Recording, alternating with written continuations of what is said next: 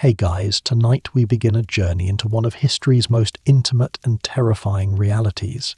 A reality that millions of young women faced with a mixture of dread and resignation for over 1,000 years. We're going to talk about something that is rarely discussed in history books, something that was whispered about in women's chambers but never spoken aloud in mixed company, something that shaped the lives and deaths of countless women throughout the medieval period.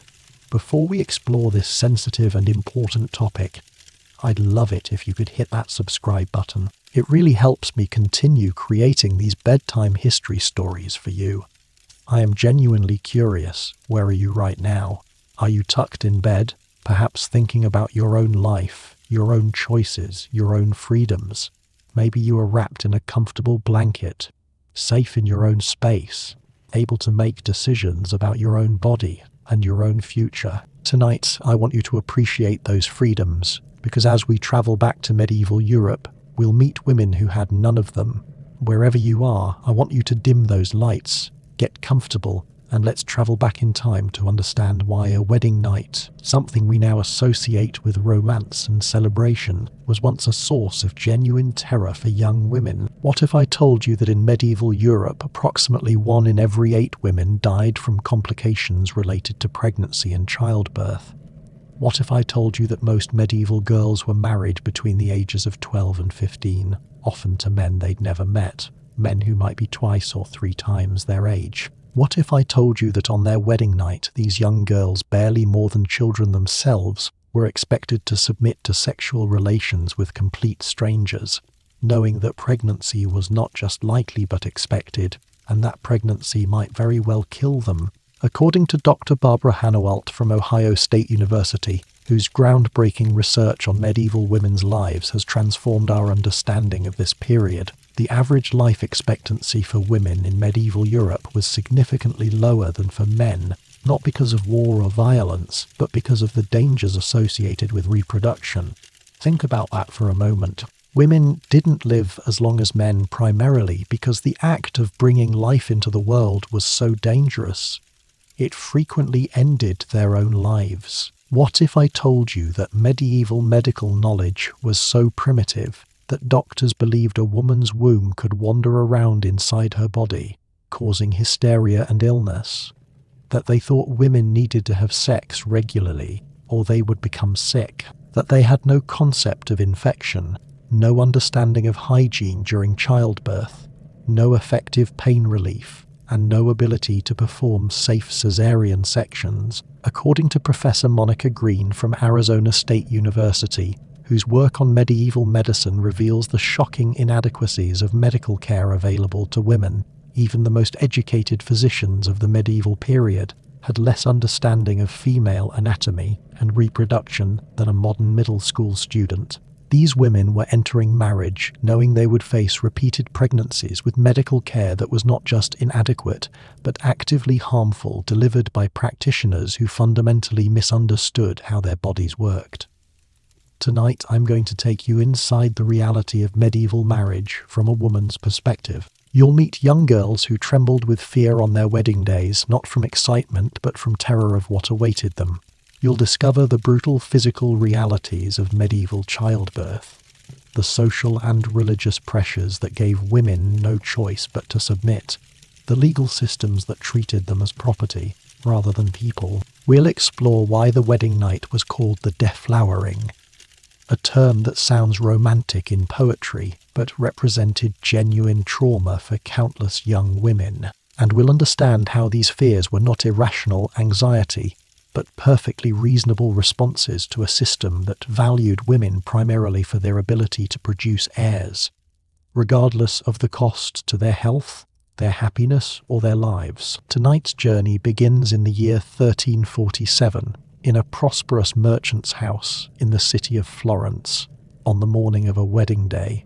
The bride's name is Caterina, and she has just turned 13 years old. She is about to marry Giovanni, a wealthy wool merchant who is 38 years old, a man she has met exactly 3 times, always in the presence of her father and other family members, always in formal circumstances where personal conversation was impossible. This morning, Katerina is in her chamber being dressed for her wedding by her mother and her aunts, and she is terrified. According to historical records analysed by Professor Christiane Clapiche, Zuber, from the Thévnico des Hautes Études en Sciences Sociales in Paris, whose research on Florentine family life provides extraordinary insight into medieval marriage practices. Girls like Katerina typically received no preparation for what would happen on their wedding night beyond vague warnings from older women, and perhaps some awkward instruction about wifely obedience.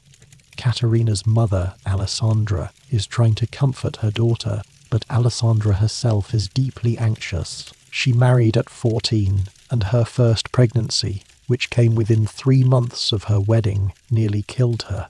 She laboured for 3 days before delivering a stillborn son, and the damage to her body was so severe that she couldn't walk properly for 6 months afterward. She has had 8 pregnancies since then, 5 living children and 3 who died in infancy, and each pregnancy has taken a toll on her health. Now, at 36, she looks 50, worn down by repeated childbearing, and she knows exactly what awaits her daughter. But Alessandra doesn't tell Katerina the full truth. How can she? What good would it do to terrify the girl even more? Instead, she offers the same advice that medieval mothers had been giving their daughters for generations. Submit to your husband. Do not resist. It will hurt the first time, but the pain will lessen. Pray to the Virgin Mary for strength and for a son. Try not to cry out, as it will displease your husband. Remember that this is God's will, the purpose for which women were created. According to research by Professor Diane Elliott from Northwestern University, whose work on medieval sexuality reveals the complex intersection of religious doctrine and sexual practice, the Catholic Church taught that women's primary purpose was procreation, and that sexual relations within marriage, while not sinful, were solely for the purpose of producing children. Women were taught that their bodies were not their own, that they owed their husbands sexual access, and that to refuse was a sin. This wasn't just social pressure. This was religious doctrine, backed by the full authority of the Church, enforced by threat of eternal damnation.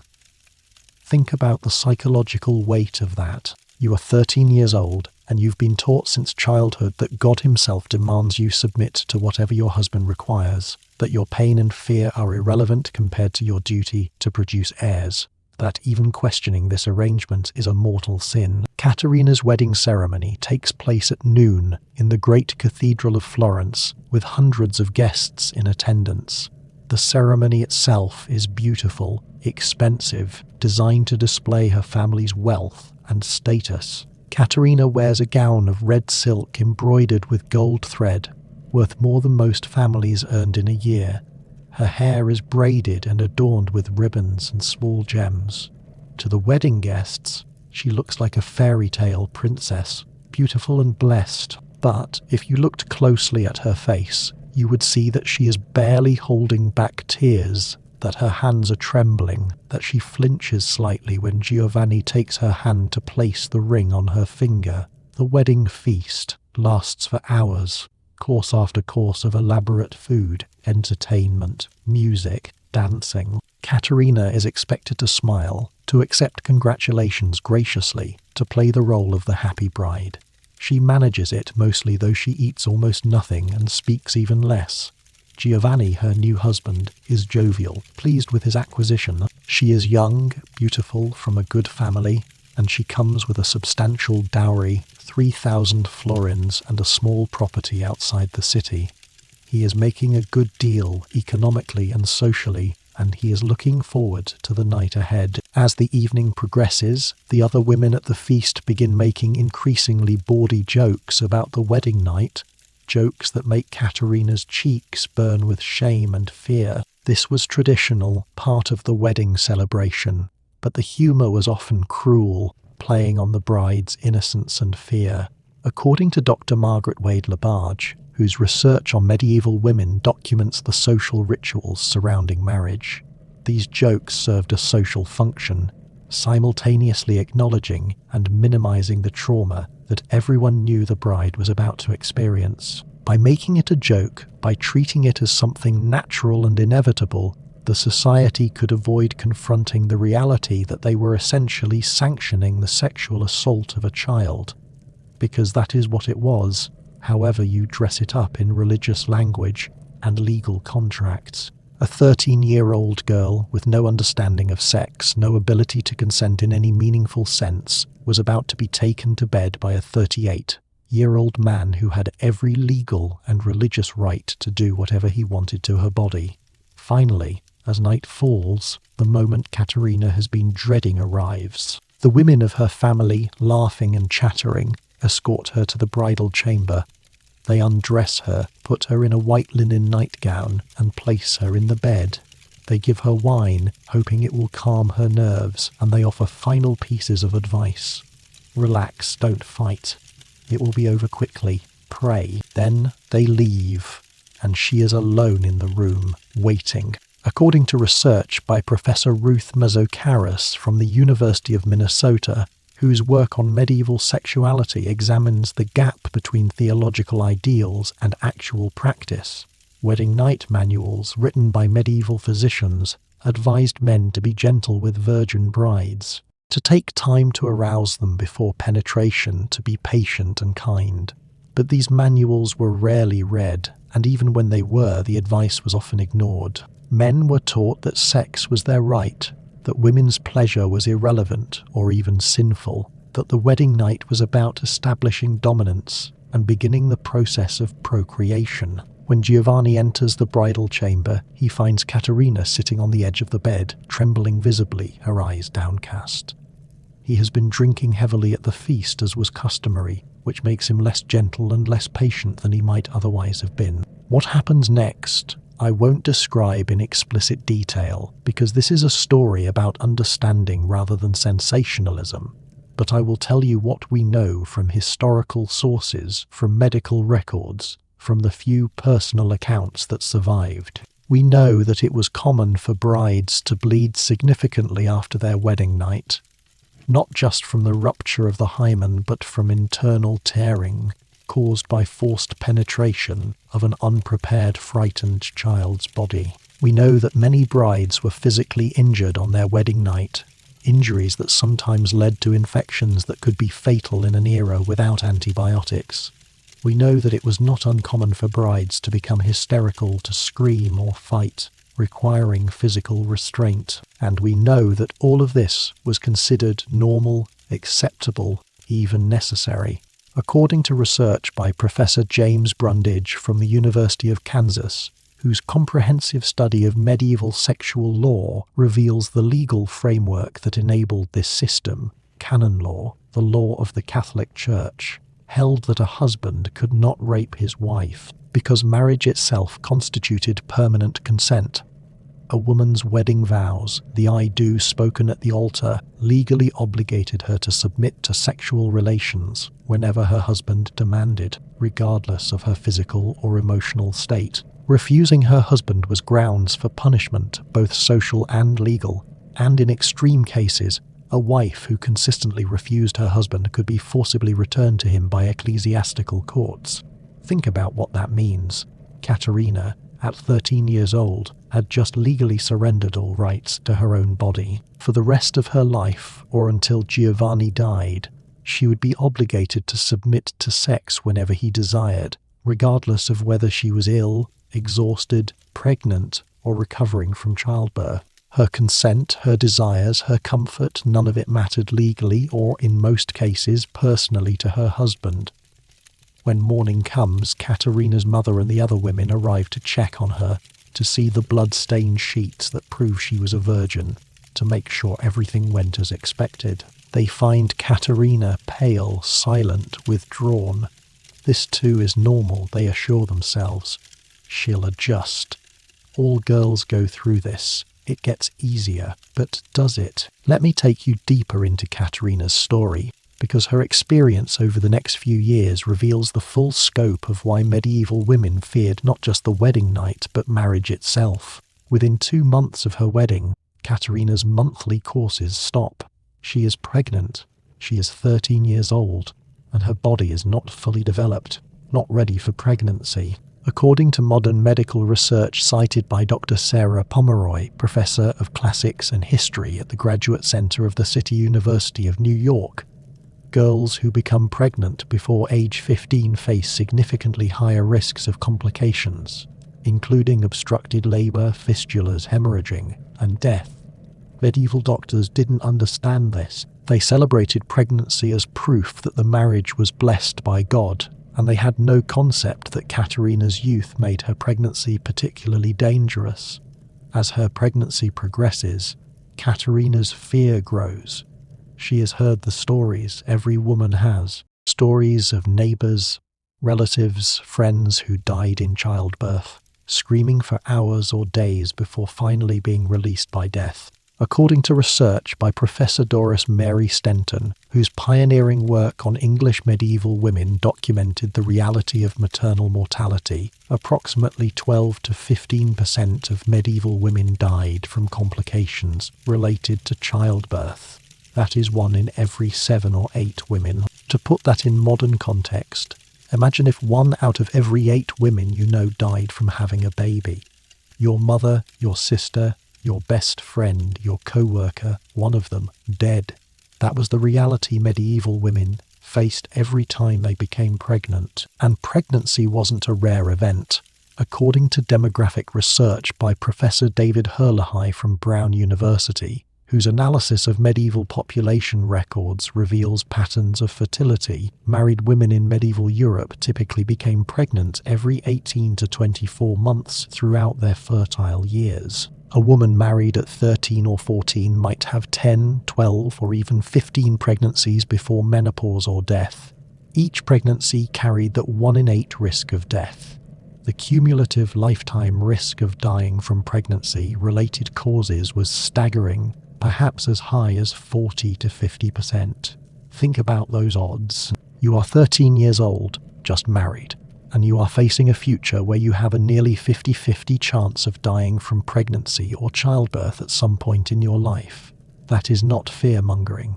That is mathematical reality, based on historical mortality rates. Katerina's pregnancy is difficult. She suffers from severe morning sickness that lasts well beyond the first trimester. She is exhausted, anemic, malnourished, despite her family's wealth. Because medieval nutrition was poor and pregnant women received no special dietary consideration. Her body, still growing itself, struggles to support the growing fetus. Giovanni is pleased about the pregnancy, of course. A child, preferably a son, will secure his line and prove his virility. But he is frustrated that Katerina is often too ill for sex. Medieval medical texts based on ancient Greek theories held that pregnant women needed regular sex to keep the womb healthy. So Giovanni feels justified in demanding his conjugal rights, despite Katerina's condition. As Katerina's due date approaches, her fear becomes overwhelming. She makes confession to her priest, receiving last rites just in case, as was customary for women about to give birth. She writes a will, leaving her few personal possessions to her younger sisters. She says goodbye to her family, not knowing if she'll survive. This wasn't paranoia, this was prudent preparation for what might very well be her death.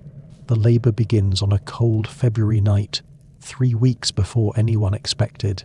Katerina's waters break and the contractions start, weak at first but growing stronger. Her mother sends for the midwife, an older woman named Monna Bartolomea, who has attended hundreds of births and has seen everything, the easy births and the horrific death. According to research by Professor Monica Green, whose work on medieval midwifery reveals both the skill and the limitations of medieval birth attendants, midwives like Monna Bartolomea were experienced, knowledgeable within the limits of medieval understanding, and genuinely committed to helping women through childbirth. But they were working with pre-scientific knowledge, with herbal remedies of uncertain efficacy, with no understanding of germ theory, no ability to perform surgical interventions, and no effective pain relief beyond alcohol and prayer. When Monna Bartolomea examines Katerina, her experienced hands tell her immediately that this is going to be difficult.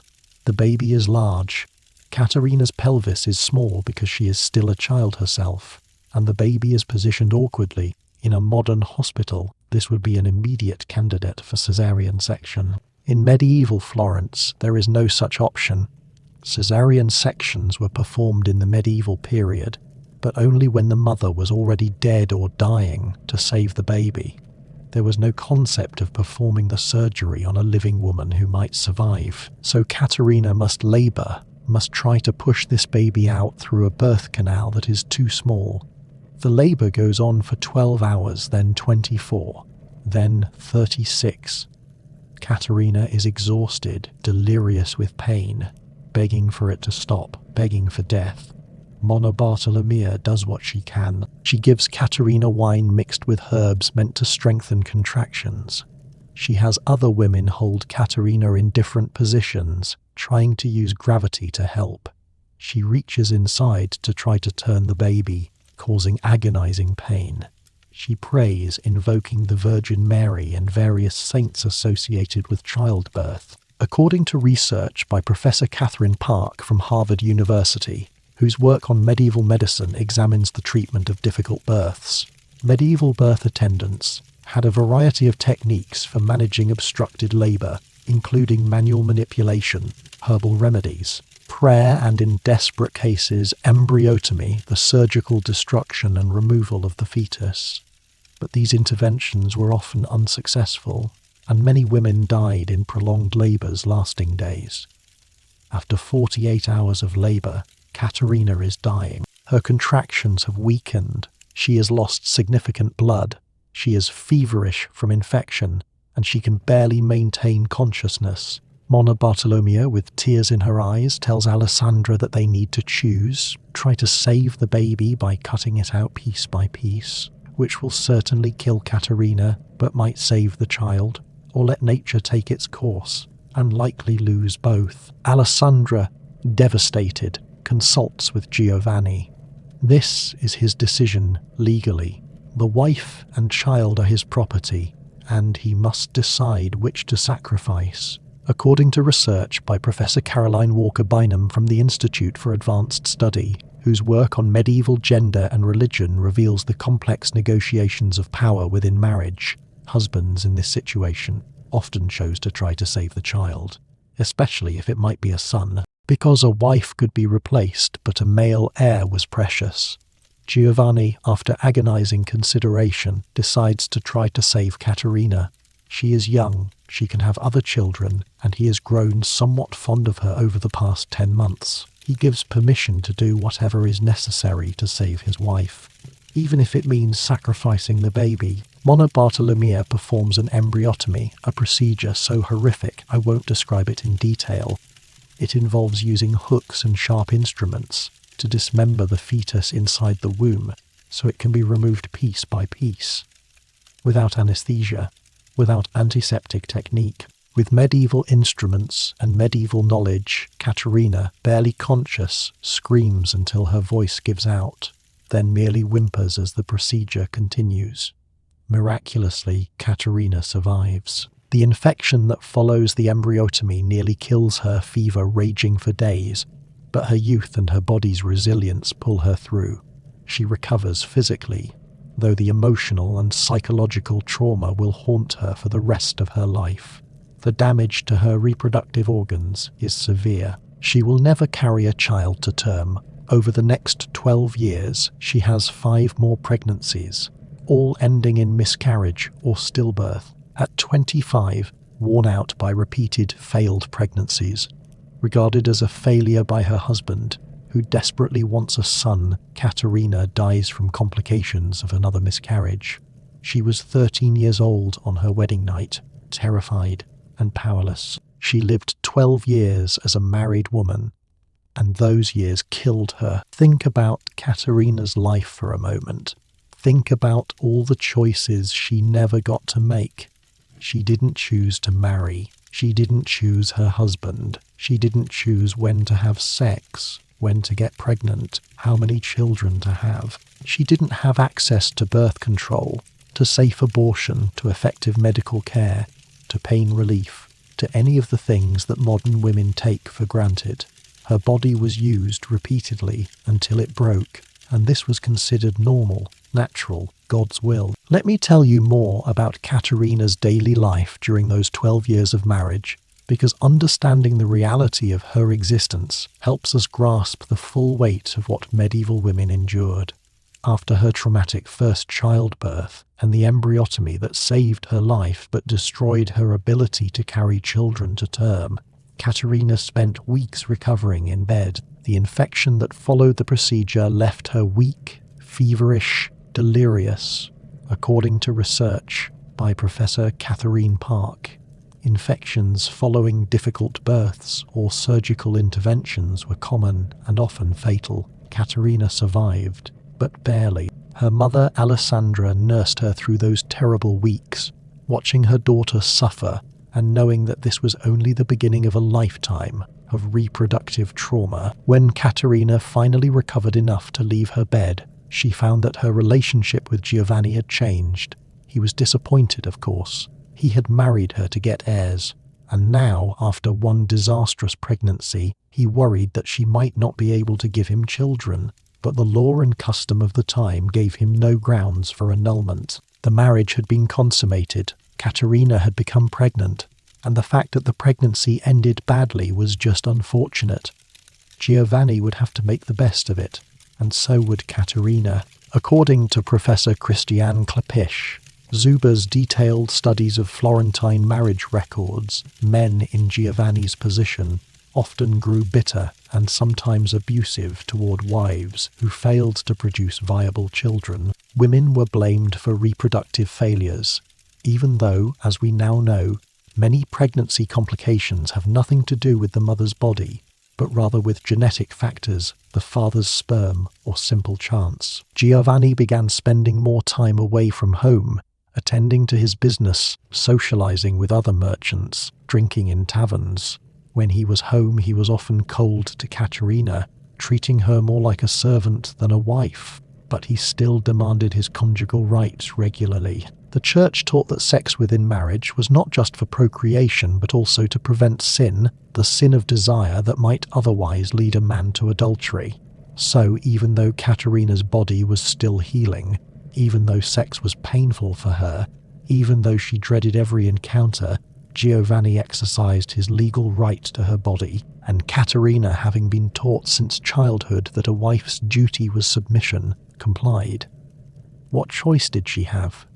To refuse would be sin, would invite punishment, would brand her as a disobedient wife. Within 6 months of her first pregnancy's tragic end, Katerina became pregnant again. Hope flickered briefly. Perhaps this time would be different. Perhaps she would carry this child to term, deliver a healthy son, fulfill her purpose as a wife. But at 3 months, she began bleeding. The pregnancy ended in a miscarriage. The tiny fetus expelled in a mess of blood and pain. According to research by Professor John Riddle, miscarriage rates in the medieval period were higher than in modern times due to poor nutrition, stress, hard physical labor, and the lingering effects of previous reproductive trauma. Women like Katerina, whose reproductive organs had been damaged by difficult first births, were especially prone to miscarriage. This pattern repeated itself over the next 12 years. Katerina became pregnant 5 more times after her first failed pregnancy. Each time, hope rose. Each time, that hope was crushed. Some pregnancies ended early, in miscarriages at 2 or 3 months.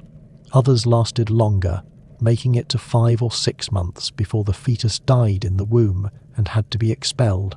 Each loss was physically painful and emotionally devastating, and each loss deepened Giovanni's resentment. According to Professor Klapisch Zuber, Florentine merchants like Giovanni viewed their wives as investments. The substantial dowry he had received with Katerina was meant to be balanced by the production of heirs, particularly male heirs who would continue the family line and inherit the business. A wife who failed to produce children, or who produced only daughters, or who lost pregnancy after pregnancy, was seen as a failed investment. Giovanni began to speak harshly to Katerina, sometimes in front of servants and guests, blaming her for the lack of children. suggesting that she was cursed by God, that her body was defective. These verbal cruelties were common in medieval marriages where women failed to meet reproductive expectations, and they compounded the physical and emotional trauma of repeated pregnancy loss. Katerina's position in the household became increasingly precarious. Without children to cement her status, without a son to be her advocate after Giovanni's death, she had little security. She tried to make herself useful in other ways, managing the household efficiently, being kind to Giovanni's relatives, praying constantly for God's mercy. She developed an intense devotion to the Virgin Mary, spending hours in prayer, lighting candles at the cathedral, going on pilgrimages to local shrines associated with fertility and childbirth. This religious devotion was her only solace, the only area of her life where she felt she had some agency, some ability to influence her fate. According to research by Professor Caroline Walker Bynum, many medieval women who suffered reproductive trauma or other forms of powerlessness turned to intense religious practice as a way to find meaning, purpose, and a sense of control in their otherwise controlled lives. But prayer didn't bring Katerina a living child. At age 25, after 12 years of marriage, 6 failed pregnancies, and constant physical and emotional suffering, Katerina became pregnant for the 7th time. She was older now, worn down by repeated reproductive trauma, malnourished from years of stress and inadequate recovery between pregnancies. This pregnancy felt different from the start. She was more exhausted, more ill. At 4 months, she began experiencing severe abdominal pain and fever. The midwife, examining her, suspected that something was terribly wrong. What we would now recognize as an ectopic pregnancy or a serious uterine infection was killing Katerina from the inside. Medieval medicine had no way to diagnose these conditions accurately and no way to treat them. Within a week, Katerina was dead. She died in agony, her body ravaged by infection, her last words a prayer to the Virgin Mary. She was 25 years old. She had been married for 12 years. She had never held a living child. Giovanni buried her with appropriate ceremony, mourned for the required period, and within 4 months had negotiated a new marriage with another young girl from a merchant family. This time, he made sure to get a girl who came from a family with a history of many children, healthy births, strong constitutions. He learned from his mistake with Katerina and the new wife. She was 14 years old, terrified on her wedding night, just as Katerina had been. The cycle continued. But Katerina's story, tragic as it is just one story, and I want you to understand that her experience was not unusual. Let me tell you about other women, other lives, other ways that the medieval marriage system destroyed women. Let me tell you about Eleanor of Aquitaine, one of the most powerful women in medieval Europe, Queen of France, and then England. But even her power couldn't protect her from the fundamental reality of being a woman in the medieval world. Eleanor was born in 1122 to the Duke of Aquitaine, one of the wealthiest and most powerful nobles in France. She was educated, intelligent, politically astute, and beautiful. When her father died in 1137, she inherited the Duchy of Aquitaine, making her one of the wealthiest people in Europe. She was 15 years old, and immediately her hand in marriage became one of the most valuable prizes in European politics. Within months, she was married to Louis VII of France, a match arranged by the French king to bring the wealth of Aquitaine under royal control. Eleanor was 15, Louis was 17, and unlike many medieval marriages, this one actually started with some mutual affection. But Eleanor quickly learned that even a queen consort, even a wealthy duchess in her own right, had limited control over her own body and her own life. According to research by Professor Amy Kelly from Wellesley College, whose biography of Eleanor remains definitive, Eleanor gave birth to 2 daughters with Louis, but no sons. In medieval succession law, daughters were worth far less than sons, and after 15 years of marriage without producing a male heir, the marriage was annulled in 1152. The official grounds were consanguinity. They were too closely related by blood, but the real reason was Eleanor's failure to produce a son. Think about that. Eleanor was one of the most powerful women in Europe, a ruling duchess, a queen, educated and politically sophisticated, and yet she could be set aside, her marriage dissolved, because her body had failed to produce a male child. That wasn't her fault, of course. We now know that sex determination is controlled by the father's sperm, not the mother's body. But medieval people didn't know this, and women were blamed for failing to produce sons. Within 2 months of her annulment, Eleanor married Henry Plantagenet, who shortly afterward became Henry II of England. She was 30 years old, he was 19. This marriage was more strategic and less affectionate than her first, and over the next 13 years, Eleanor had 8 more children, 5 sons and 3 daughters, 8 pregnancies, 8 risks of death, and Eleanor was fortunate. She survived them all, though each pregnancy took a toll on her health and her body. But Eleanor's status as queen didn't protect her from domestic violence or imprisonment. When she supported her sons in their rebellion against Henry, he had her arrested and imprisoned. She spent 16 years in captivity, from age 52 to 68, confined to various castles, closely guarded, allowed minimal contact with the outside world. Even a queen could be locked away by her husband if she displeased him.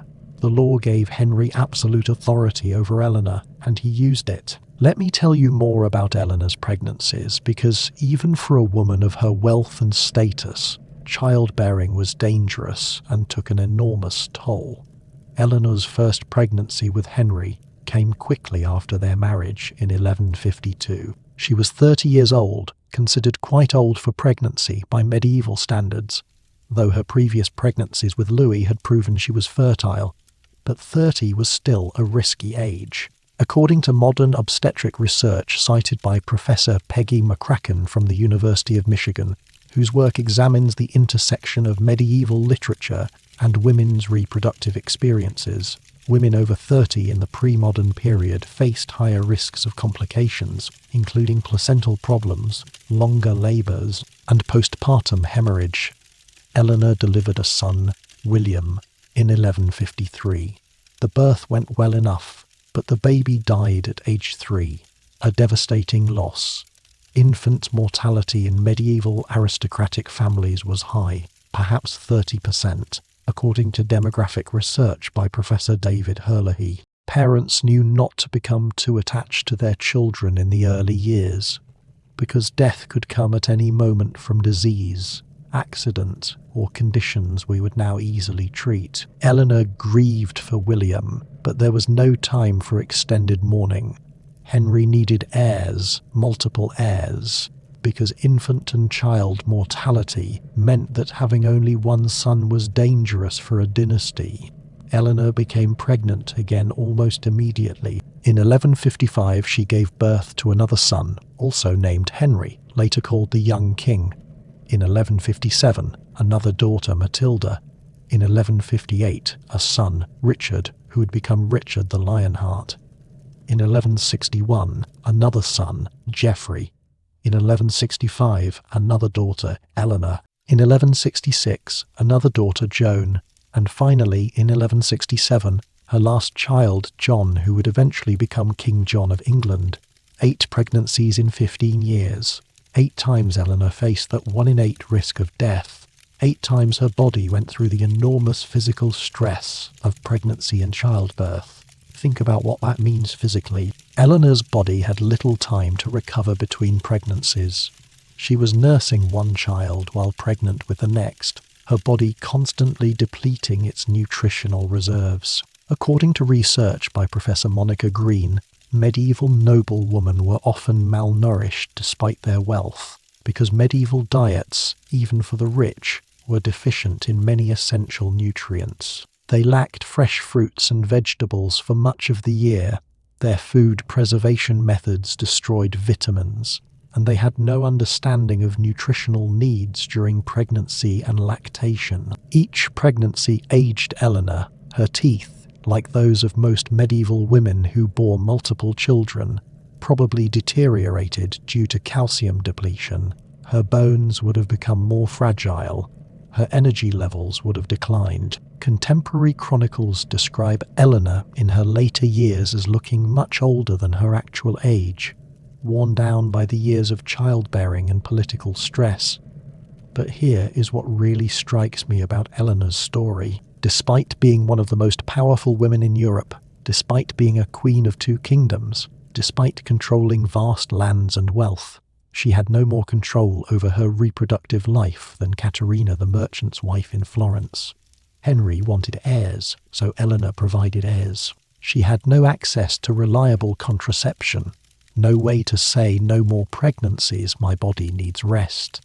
Her value, even as a queen, was largely measured by her ability to produce sons. And when she finally tried to assert political power independent of her husband, supporting her sons in their rebellion, Henry's response was immediate and brutal imprisonment. 16 years of captivity, 16 years taken from her life because she dared to act politically in ways that displeased her husband. Think about what that imprisonment meant for Eleanor. She was held in various castles, moved periodically to prevent rescue attempts, always under guard. She was cut off from her children, from political affairs, from the life she had known. She had no legal recourse. Henry didn't need a trial, didn't need to charge her with a crime. As her husband, he had absolute legal authority over her. She was his property, and he could confine her as he saw fit.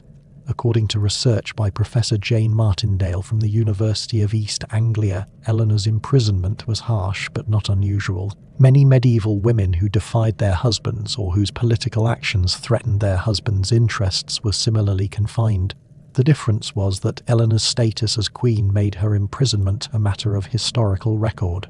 While countless other women suffered similar fates in obscurity, Eleanor was finally released only when Henry II died in 1189.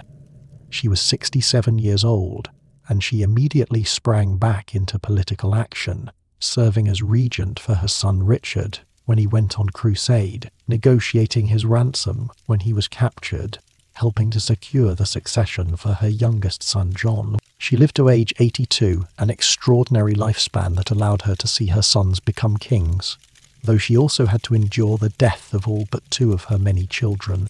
Her story is remarkable, but it is also a stark illustration of how even exceptional women, even queens, were ultimately constrained by their gender in the medieval world. Eleanor's body was used for reproduction whether she wanted more children or not.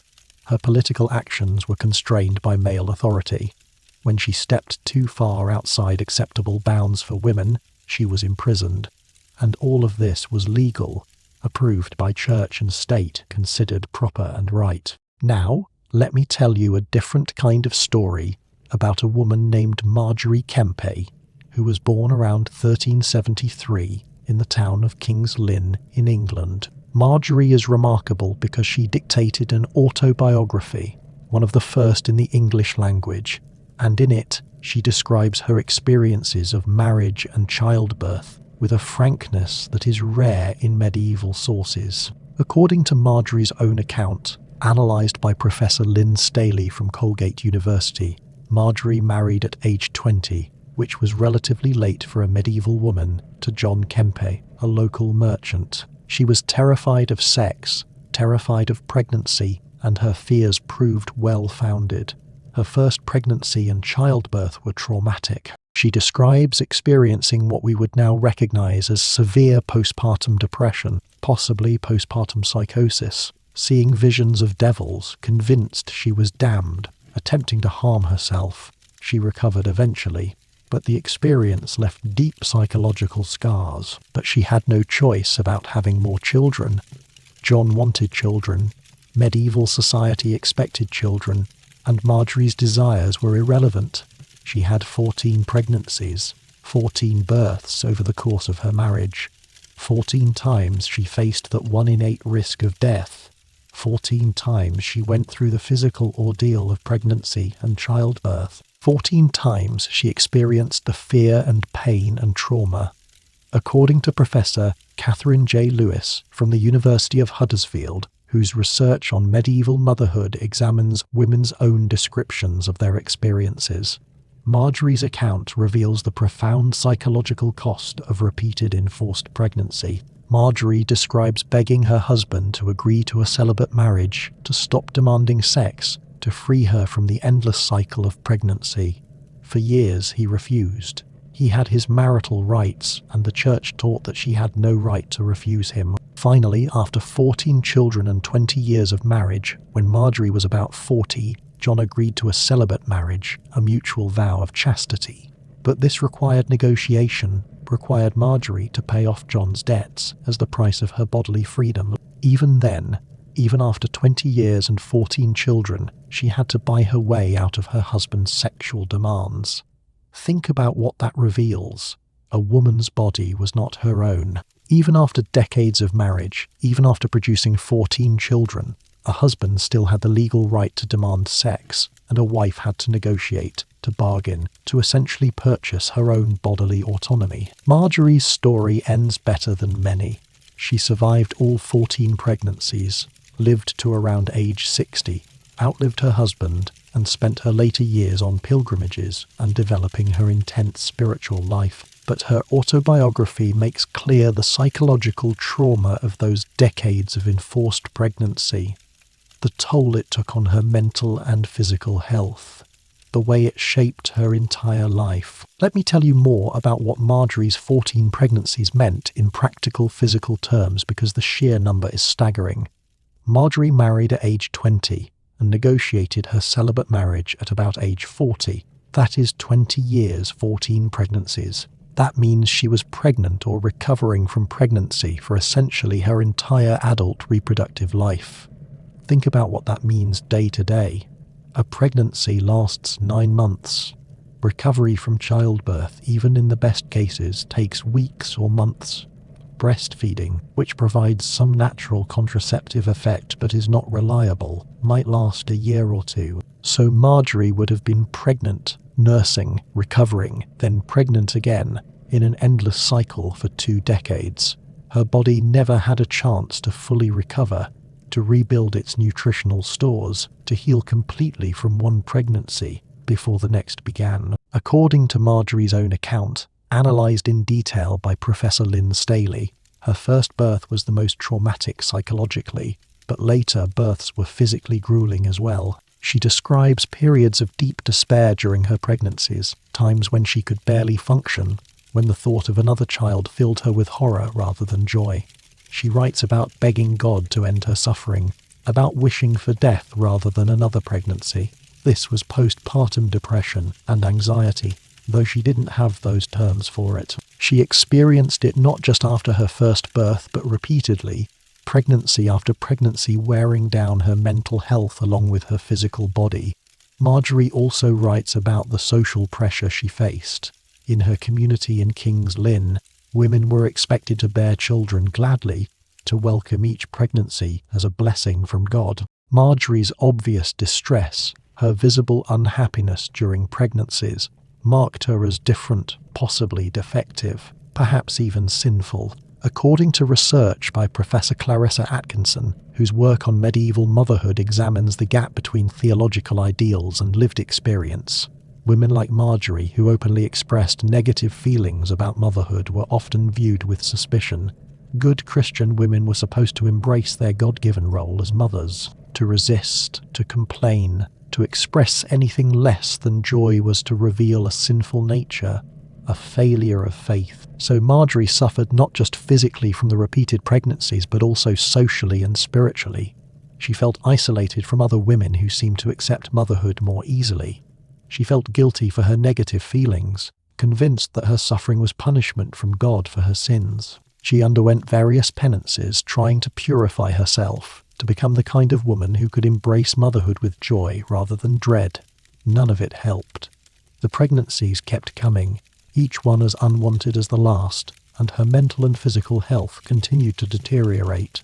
The fact that she survived all 14 pregnancies is remarkable. According to demographic research, a woman who had 14 pregnancies in the medieval period had roughly a 50-50 chance of dying from pregnancy-related complications at some point.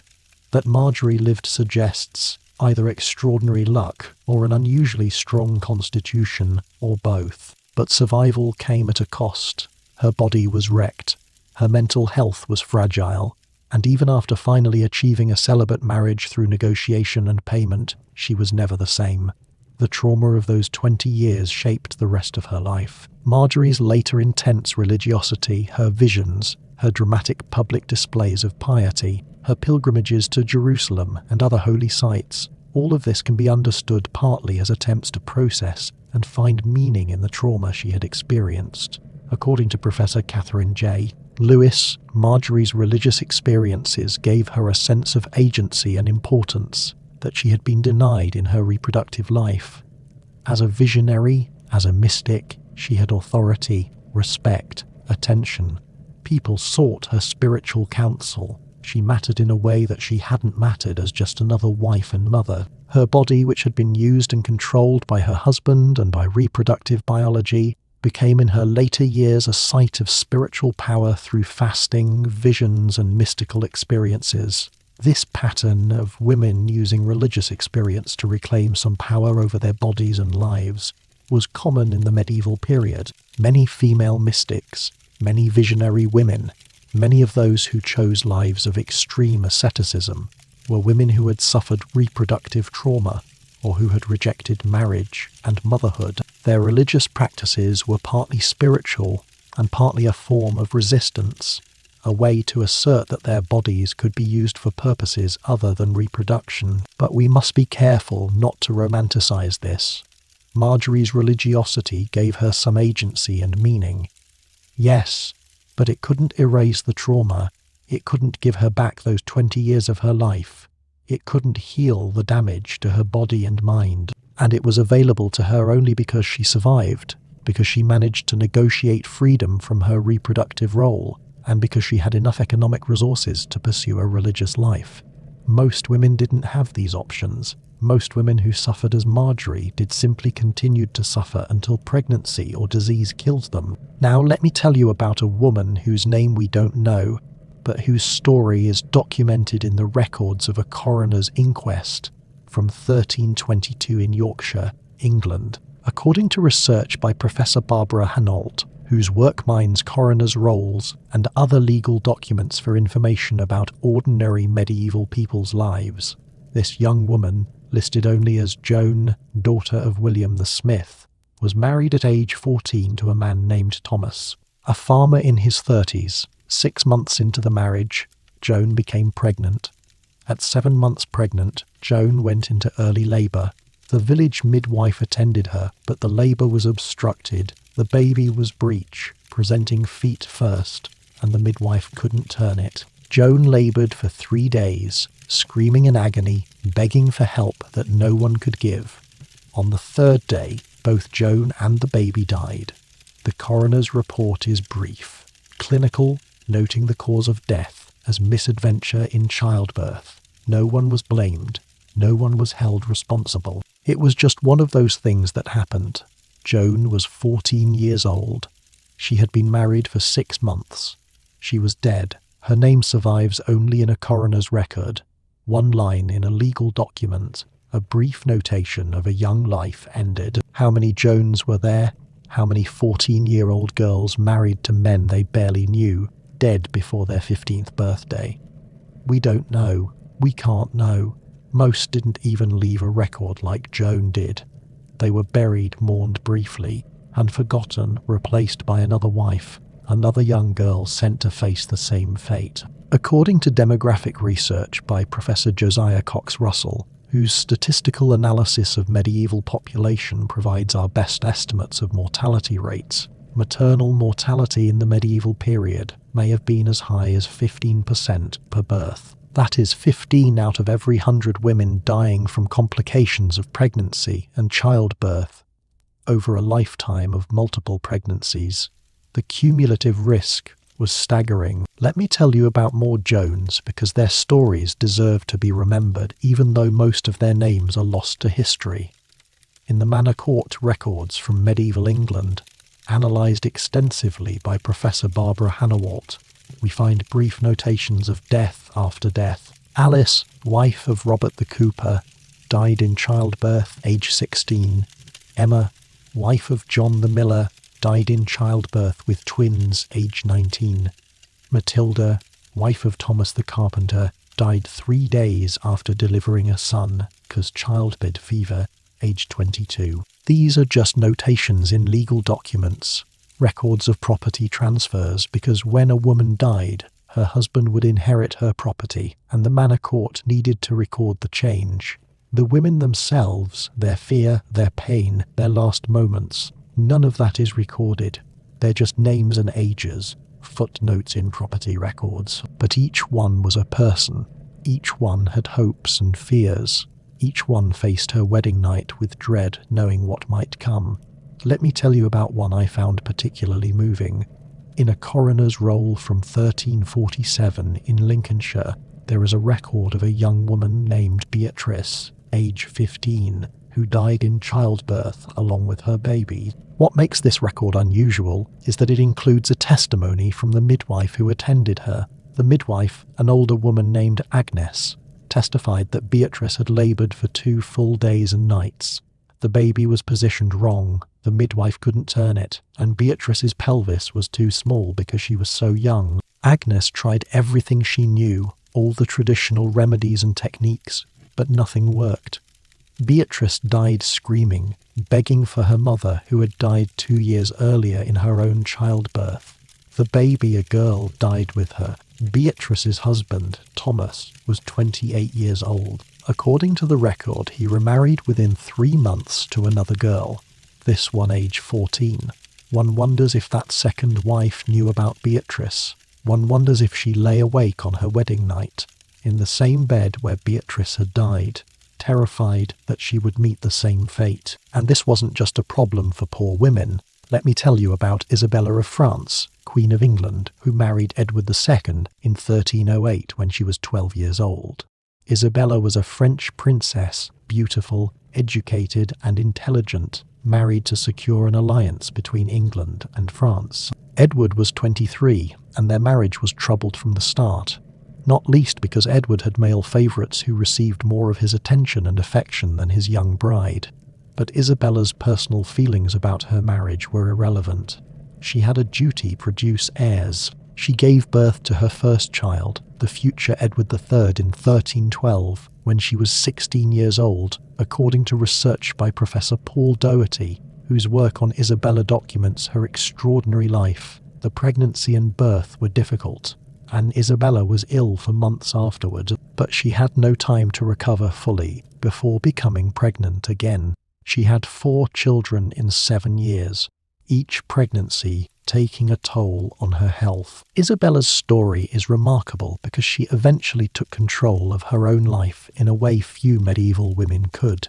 After years of humiliation and mistreatment by Edward and his favourites, she formed an alliance with Roger Mortimer, invaded England with an army, deposed her husband, and ruled as regent for her son. But even Isabella, one of the most powerful and successful women in medieval history, couldn't escape the fundamental reality of being a woman in her era. Her value was largely determined by her ability to produce heirs, and her body was subject to the demands of dynastic politics, regardless of her own wishes or her own health. Now let me take you deeper into the medical reality of what these women faced, because understanding the specific horrors of medieval childbirth helps us understand why women feared not just the wedding night, but the entire institution of marriage. According to research by Professor Monica Green, whose comprehensive study of medieval medical texts reveals both the knowledge and the profound ignorance of medieval practitioners, medieval doctors and midwives operated with the understanding of female anatomy and reproduction that was fundamentally flawed. They believed, following ancient Greek medical texts, that the womb was a separate creature living inside a woman's body, capable of moving around and causing various illnesses. They believed that women needed to have sex regularly, or their wombs would dry out and cause disease. They believed that a woman had to experience orgasm in order to conceive, which led to the appalling logic that if a woman became pregnant from rape, it proved she had consented and enjoyed it. They had no understanding of infection, no concept of sterile technique, no antibiotics. When a medieval midwife examined a labouring woman, she did so with unwashed hands that might have just handled a dead body or cleaned a chamber pot.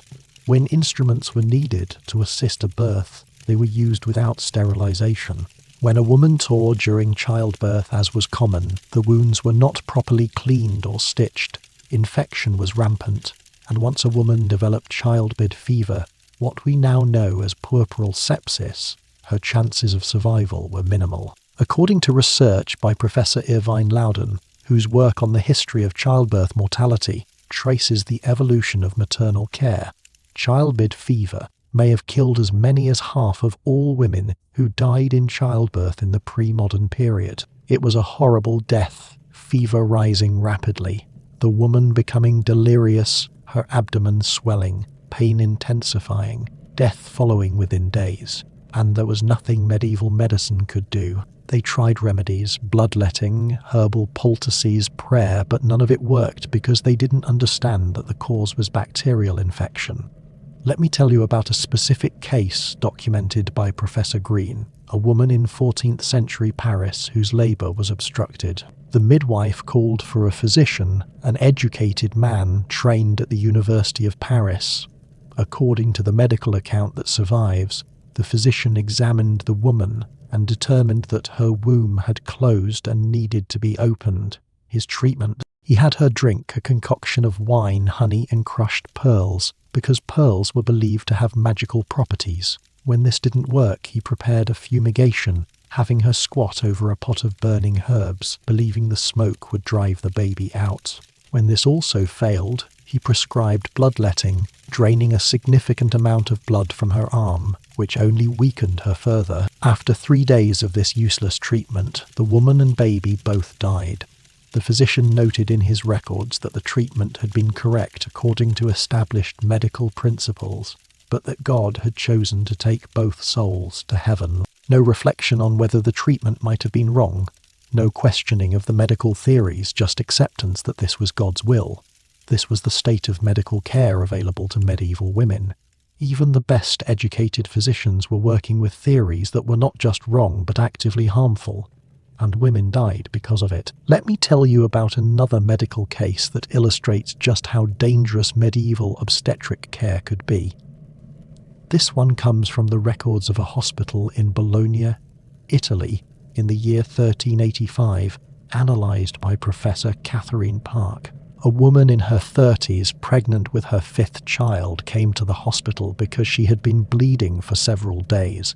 This was probably what we would now call placenta previa, a condition where the placenta blocks the cervix. In modern medicine, this is managed with bed rest and often cesarean delivery. In medieval Bologna, the physicians had no understanding of what was causing the bleeding and no safe way to deliver the baby. They tried various treatments.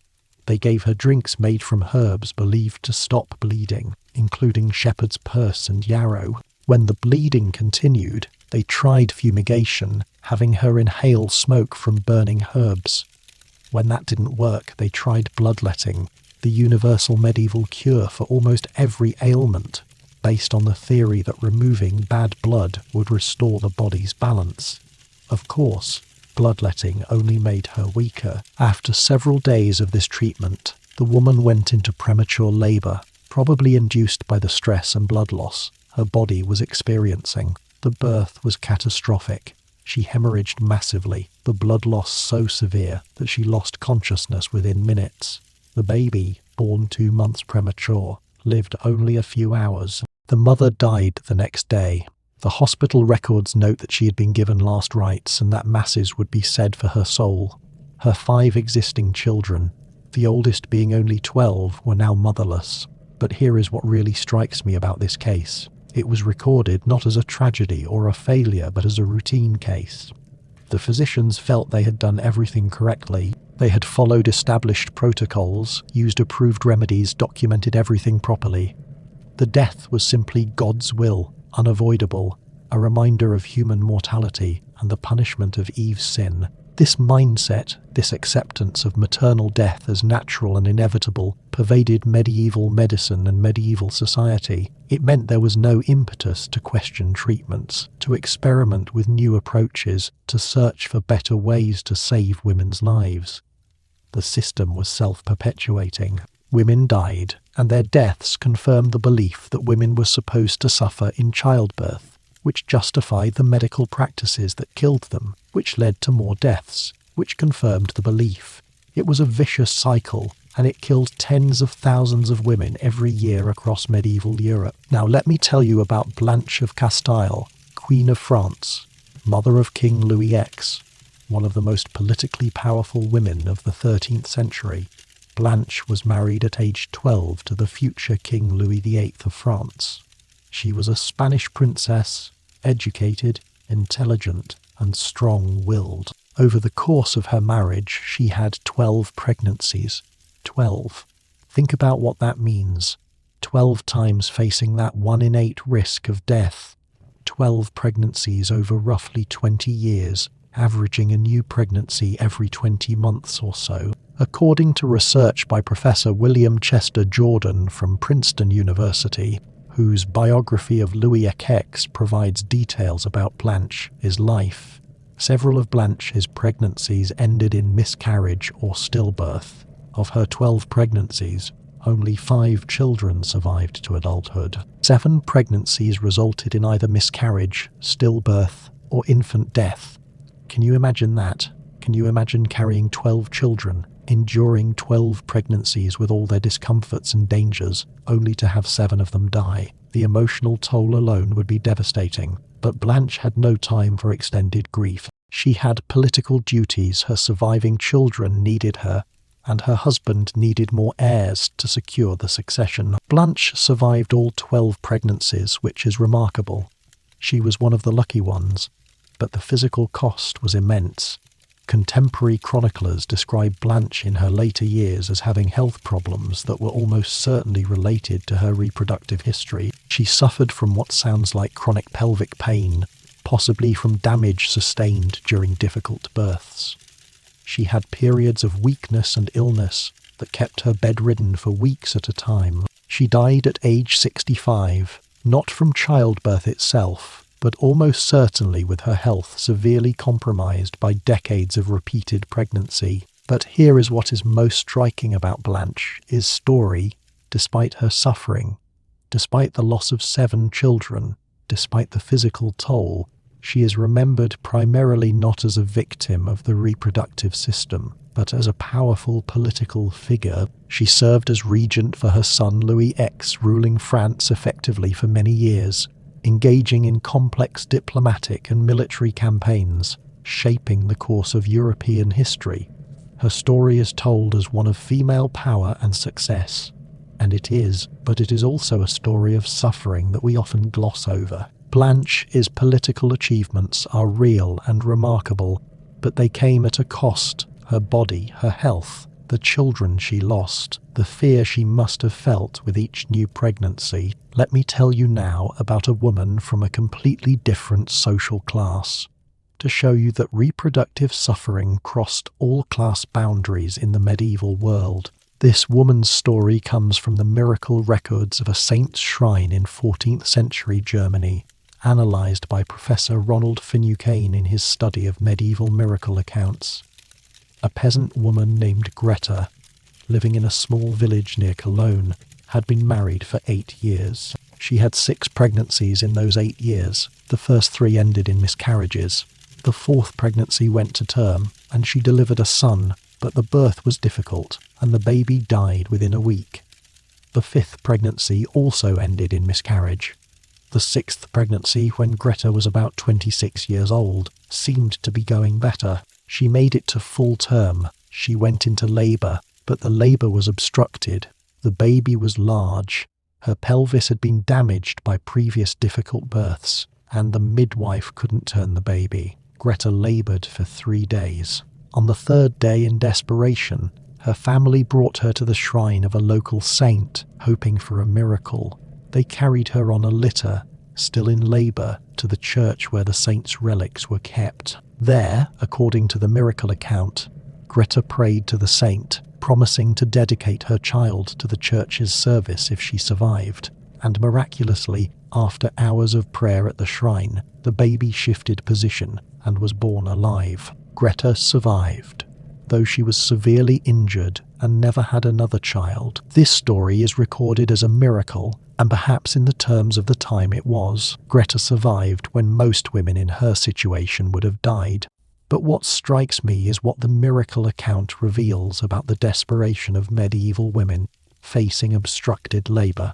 When medicine failed, when the midwife had exhausted her techniques, when death seemed certain, the only recourse was prayer and hope for divine intervention. And sometimes prayer seemed to work, whether through actual miraculous intervention or simply because the body managed to shift the baby on its own after hours of continued contractions. But most times prayer didn't save women. Most times women like Greta died, and their deaths were recorded not as miracles that failed to happen, but simply as God's will. The miracle accounts give us a distorted picture because they record the rare survivals, the exceptional cases. For every Greta who survived, how many other women died at those same shrines? Their prayers unanswered, their hopes crushed. Let me tell you about the case of Philippa of Hainault, Queen of England, wife of Edward III. Philippa was married at age 13 to Edward, who was 14.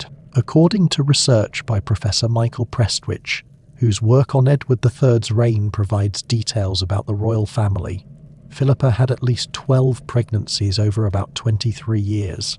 Like Blanche of Castile, she lost several children in infancy, but Philippa was known for personally nursing her children, which was unusual for a queen. Most royal women handed their babies over to wet nurses immediately after birth. Philippa insisted on nursing her own children, at least for the first few months. This was seen as eccentric at the time, but it actually provided some health benefits. Breastfeeding provides some natural contraceptive effect, though it is not reliable, which may have given Philippa's body slightly more time to recover between pregnancies. It also gave her babies antibodies that may have improved their survival rates. But even with these advantages, Philippa's body was worn down by repeated childbearing.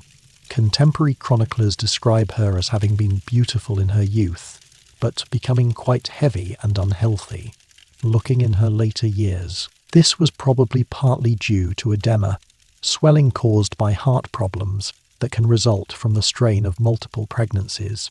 She also suffered from what sounds like severe arthritis, possibly exacerbated by calcium depletion from repeated pregnancies and nursing. She died at age 55 from what the chronicles call dropsy, probably congestive heart failure, which can be a long-term consequence of multiple pregnancies.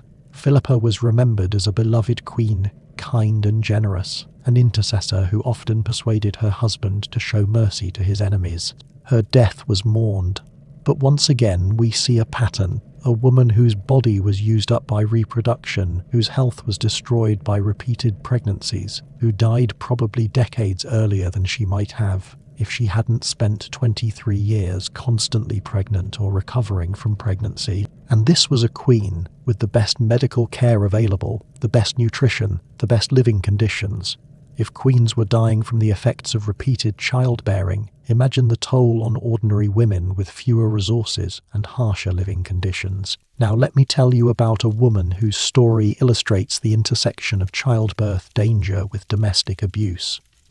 This case comes from an ecclesiastical court record from late 14th century England, analysed by Professor Shannon McSheffrey. A woman brought a case to the church court seeking separation from her husband on the grounds of cruelty. Her testimony, recorded in Latin in the court documents, describes a pattern of physical abuse that intensified during her pregnancies. Her husband beat her regularly, she testified, but the beatings became more severe when she was pregnant.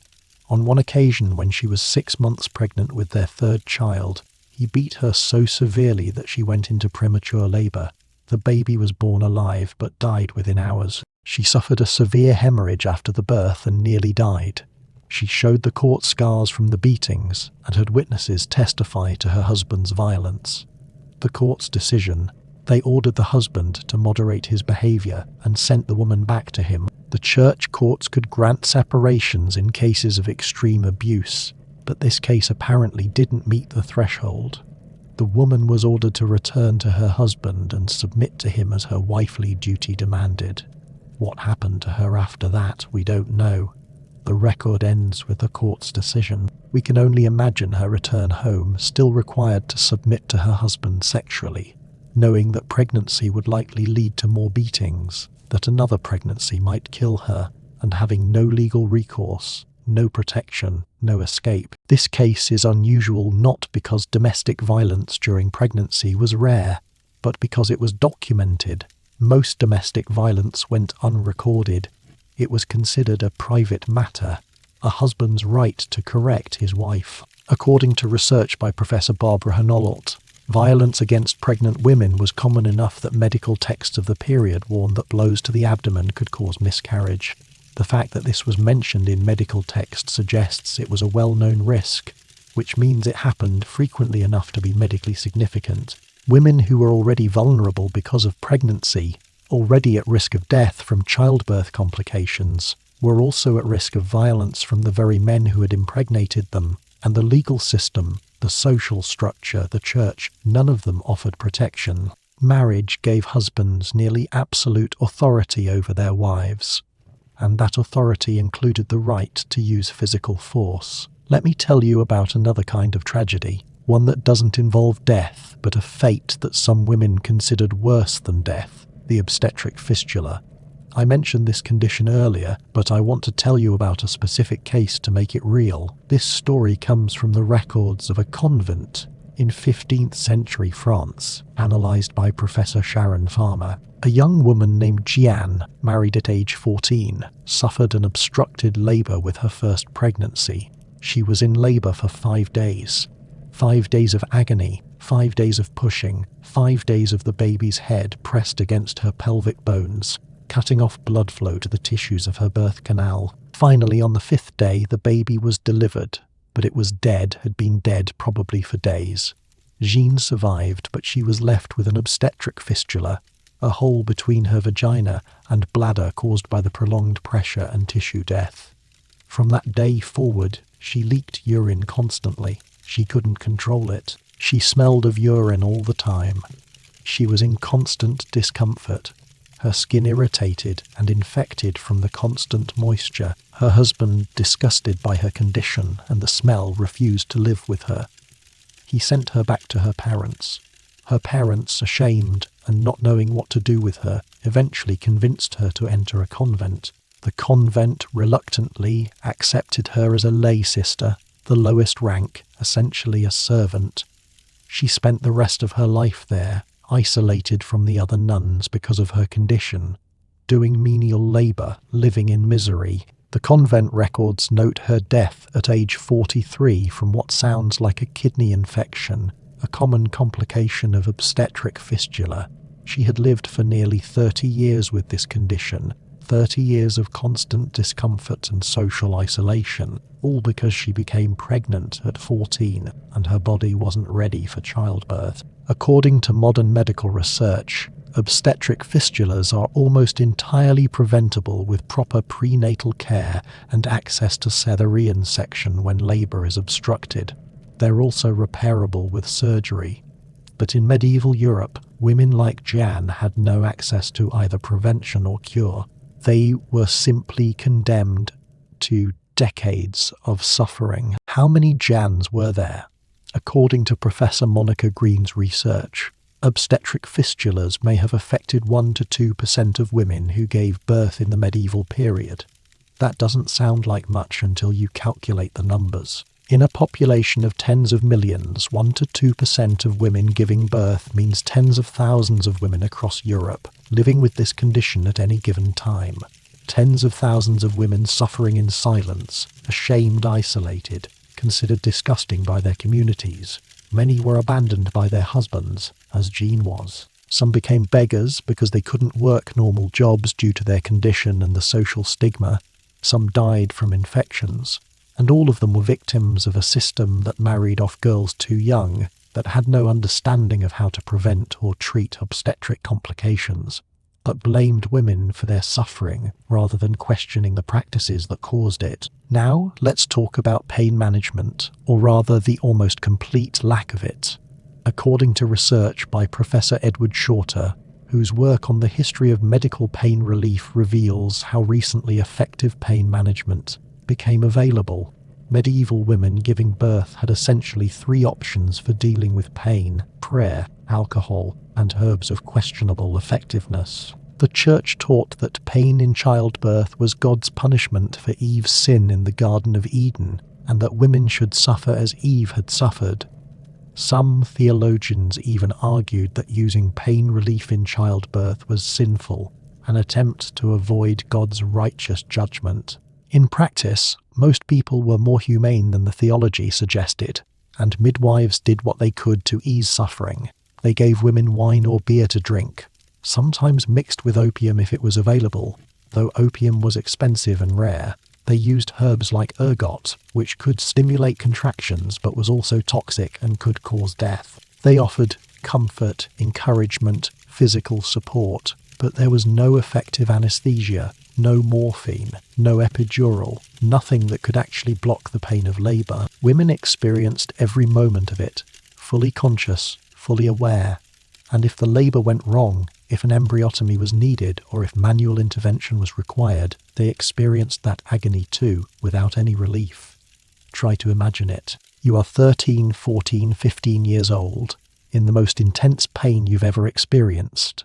Pain that goes on for hours or days, unable to escape it, unable to make it stop, knowing that you might die, knowing that even if you survive, you'll probably have to go through this again and again for the rest of your life.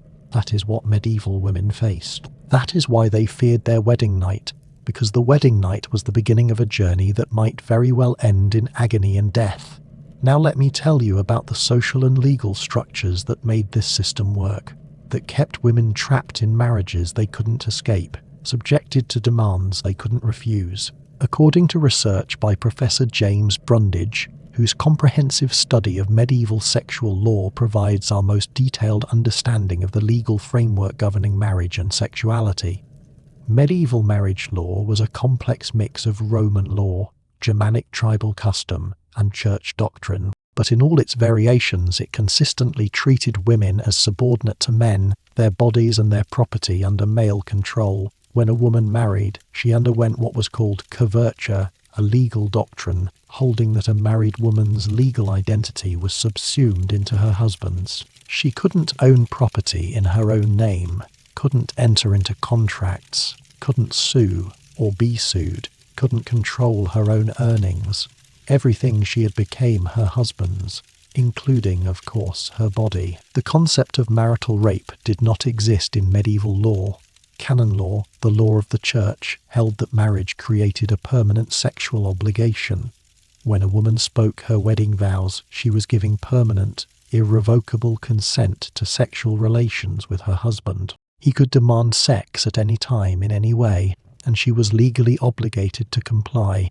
Refusing her husband was a sin and could be grounds for punishment. According to research by Professor Ruth Marzo-Karras, whose work on sexuality and gender in the Middle Ages examines the gap between ideals and practice, ecclesiastical courts regularly handled cases of wives who refused their husband's sexual access. The courts invariably ruled in favour of the husband, ordering the wife to submit and sometimes imposing penance or other punishment for her refusal. One case from 14th century England, documented by Professor Karras, involved a woman who fled her husband's house because he beat her and forced her to have sex multiple times a day. She sought protection from the church court. The court ruled that she must return to her husband, that his behaviour, while regrettable, was within his rights, and that her duty was to submit. She was sent back to him with no protection, no guarantee of safety, just an order to obey. This was the system. Men had rights, women had duties. Men could demand, women must submit, and this was backed by the full force of law, custom, and religious doctrine. Let me tell you about another legal case that reveals the system's priorities. This one comes from France in the early 14th century, from the records of a royal court analysed by Professor Emily Cadence. A noblewoman, wife of a wealthy lord, brought a complaint to the court. She had been married for 10 years and had 8 pregnancies in those 10 years. 2 children survived. 6 pregnancies ended in miscarriage, stillbirth, or infant death. She was exhausted, physically broken, and terrified of another pregnancy. She testified to the court that her physicians had warned her that another pregnancy would likely kill her. She begged the court to grant her separation from her husband, or at least to order him to stop demanding sex. The court's response was remarkable in its cruelty. They acknowledged that her physician's warning was probably accurate, that another pregnancy would indeed likely kill her, but they ruled that this was not grounds for separation or for limiting the husband's conjugal rights. The wife's duty to submit to her husband superseded her right to life. If she died in pregnancy, that was God's will, a martyr to her wifely duties. The husband was within his rights to demand sex, and she was obligated to comply, even knowing it would probably kill her. Think about that for a moment. The court, the legal system, acknowledged that continued sex would likely lead to pregnancy, and pregnancy would likely lead to death. And yet they ruled that the husband's right to sex was more important than the wife's life. This wasn't an aberration. This was consistent with medieval legal doctrine. According to Professor James Brundage, canon law explicitly stated that spouses owed each other the marriage debt, the obligation to provide sexual access on demand, and this obligation overrode almost all other considerations, including health, safety, and even life itself. A woman could be on her deathbed, literally dying, and if her husband demanded sex, she was technically obligated to comply or be in sin. In practice, some men were more humane than the law required. Some husbands did show mercy and restraint, but the law gave them no obligation to do so, and women had no legal recourse if their husbands chose to exercise their full legal rights. Now let me tell you about the age of marriage in more detail, because this is crucial to understanding why young women were so terrified. According to research by Professor David Hurlier, canon law set the minimum age of marriage at 12 for girls and 14 for boys. These ages were based on Roman law and on medieval understanding of puberty. The onset of menstruation was taken as a sign that a girl was ready for marriage and childbearing. But as I mentioned earlier, modern medical science tells us this is dangerously wrong. A girl who has just started menstruating is not physically ready for pregnancy and childbirth. Her pelvis is not fully developed. Her body is still growing, and pregnancy places enormous stress on a system that isn't mature enough to handle it. The results were predictable and tragic. Girls who became pregnant at 12, 13, or 14 faced much higher risks of obstructed labour, fistulas, eclampsia, hemorrhage, and death than women who first became pregnant in their late teens or early 20s. Let me give you specific numbers from demographic research. According to Professor Barbara Hannawalt's analysis of English coroners' rolls, maternal mortality for women giving birth under age 15 was approximately 20 to 25%. That is 1 in 4 or 1 in 5 young girls dying from their first pregnancy. For comparison, maternal mortality for women in their early 20s was about 10 to 12%, still horrifically high by modern standards, but significantly lower than for very young girls.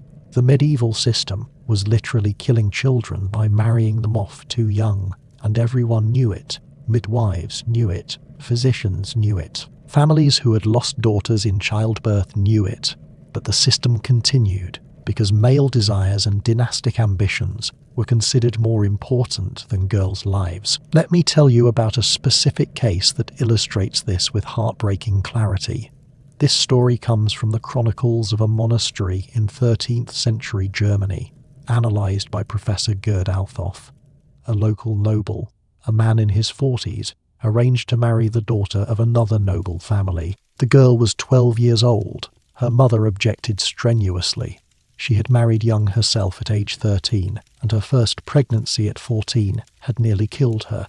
She begged her husband not to marry their daughter off so young, to wait at least until she was 16 or 17. The father refused. The political alliance the marriage would bring was too valuable, and besides, the girl was legally of marriageable age. The mother's fears were dismissed as women's hysteria. The marriage took place. Within 4 months, the girl was pregnant.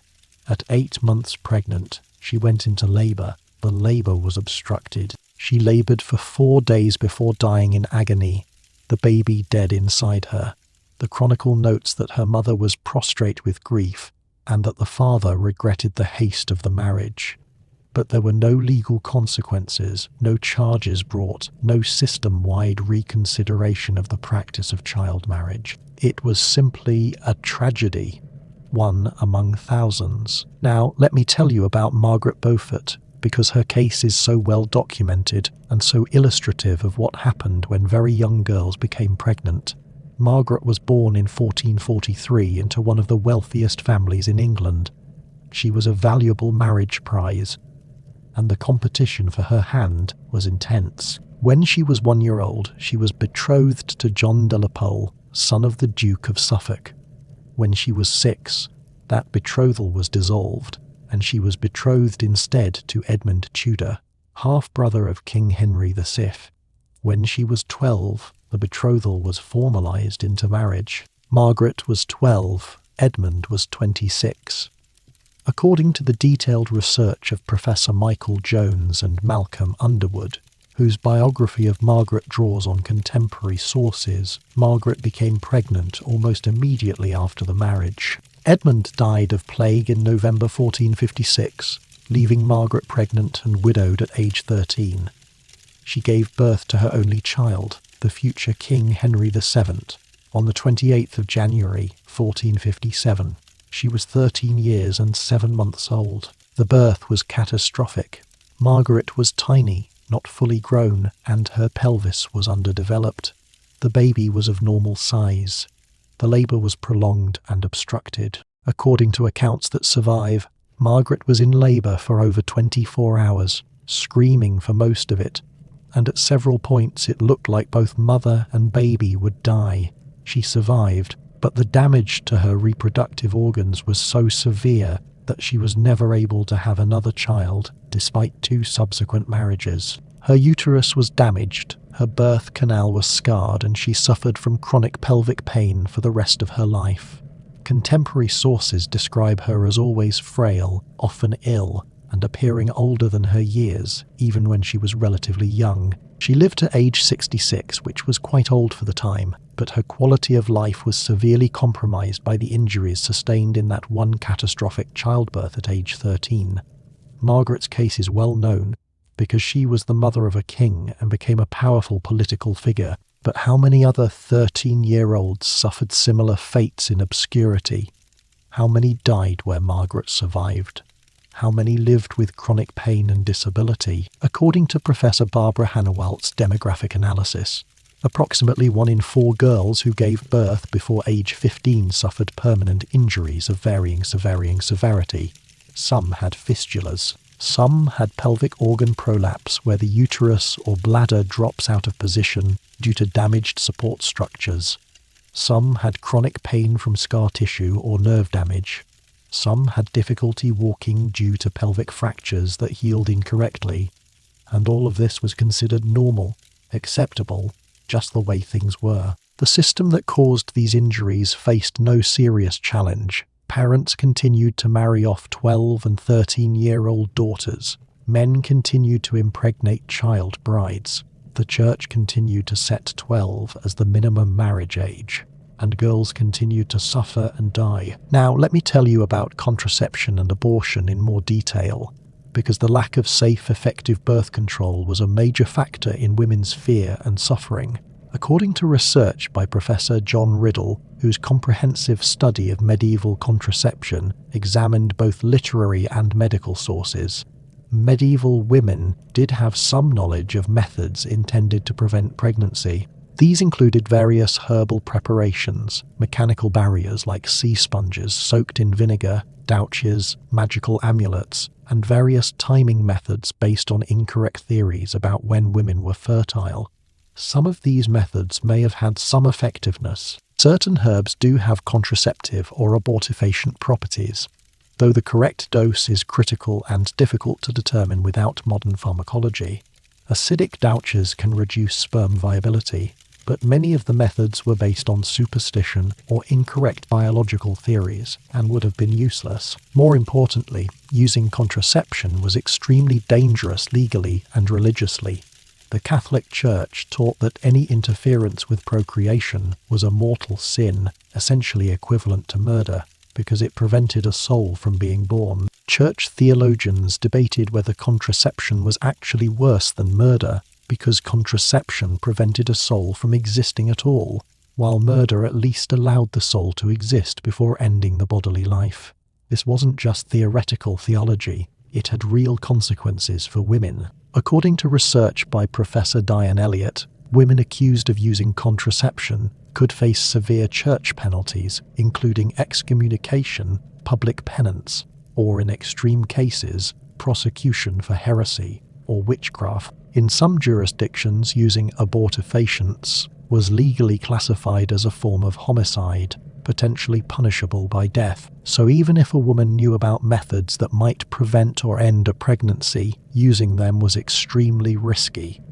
She would have to obtain the herbs or devices secretly, use them secretly, and hope that no one discovered what she was doing. If she became pregnant anyway, despite using contraception, she certainly couldn't tell anyone she had tried to prevent the pregnancy, because that would be confessing to a mortal sin, and if she successfully avoided pregnancy for an extended period, that itself might arouse suspicion. A woman married for several years with no pregnancies might be suspected of using illicit contraception, especially if she was known to be unenthusiastic about motherhood. Let me tell you about a specific case that illustrates the dangers. This comes from an Inquisition record from southern France in the early 14th century, analysed by Professor Emmanuel Roy-Ladurie in his famous study of the village of Montaillot. A woman named Beatrice de Planisoles was questioned by the Inquisition about heresy. During her interrogation, she admitted that she had used contraception during an extramarital affair. Her lover had given her a special herb wrapped in a cloth, which she wore on a cord around her neck during sex to prevent pregnancy. The inquisitors were horrified, not primarily by the adultery, but by the contraception. Using the herb was seen as worse than the sexual sin, because it demonstrated premeditation and a deliberate interference with God's will. Beatrice was sentenced to harsh penance and barely avoided being executed as a heretic. Now, Beatrice's case involved adultery, which made it worse in the church's eyes. But the principle applied to married women as well. A wife who used contraception to avoid pregnancy by her husband was sinning just as gravely, because she was depriving her husband of his right to heirs and interfering with the primary purpose of marriage. In practice, most women didn't have access to effective contraception anyway, so the question was often moot. But the fear of punishment certainly prevented some women from seeking out the methods that did exist. Better to risk death in childbirth than to risk eternal damnation and possible execution for contraception. Abortion was even more dangerous. The church considered abortion at any stage of pregnancy to be murder. There was some theological debate about when exactly the soul entered the body, whether at conception or at quickening, when the mother first felt the baby move, usually around 16 to 18 weeks. Some theologians argue that abortion before quickening was a lesser sin than abortion after quickening, but in practice, this distinction made little difference. All abortion was prohibited, and women who sought abortions risked severe punishment if discovered, and medieval abortion methods were dangerous in themselves.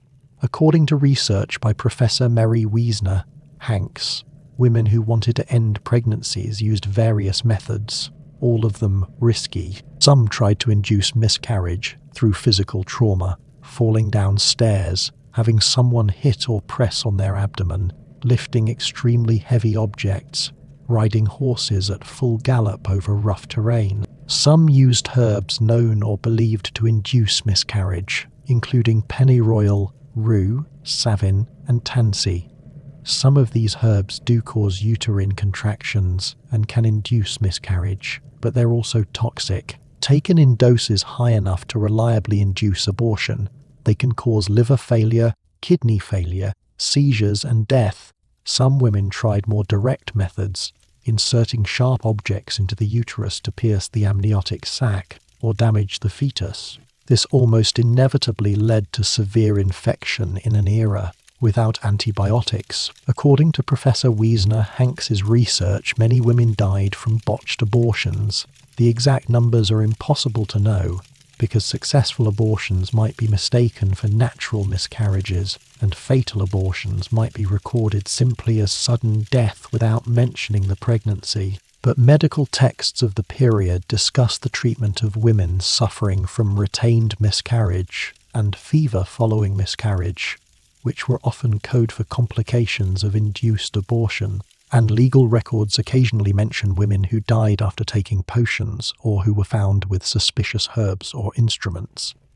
Each of these cases represents a woman so desperate to avoid pregnancy or end a pregnancy that she risked her life, and in these documented cases lost it. How many more women successfully ended pregnancies in secret? How many more died without anyone recording why? We'll never know. What we do know is that medieval women had essentially no safe, effective, legal means of controlling their fertility. They couldn't reliably prevent pregnancy, couldn't safely end unwanted pregnancies, and faced severe punishment if they tried. Their bodies were not their own, and their reproductive capacity was controlled by law, religion, and male authority. Now, let's talk about age of marriage, because this is crucial to understanding why the wedding night was so terrifying. According to research by Professor David Herlihy, whose demographic analysis of medieval populations reveals patterns of family formation, the average age of marriage for women in medieval Europe varied by region and social class, but it was generally between 12 and 18, with aristocratic girls often marrying younger than peasant girls. Canon law set the minimum age of marriage at 12 for girls and 14 for boys, ages we would now consider childhood. These were not arbitrary numbers. They were based on medieval understandings of puberty, the age at which it was believed people became capable of sexual activity and reproduction. But the onset of menstruation doesn't mean a girl's body is ready for pregnancy and childbirth.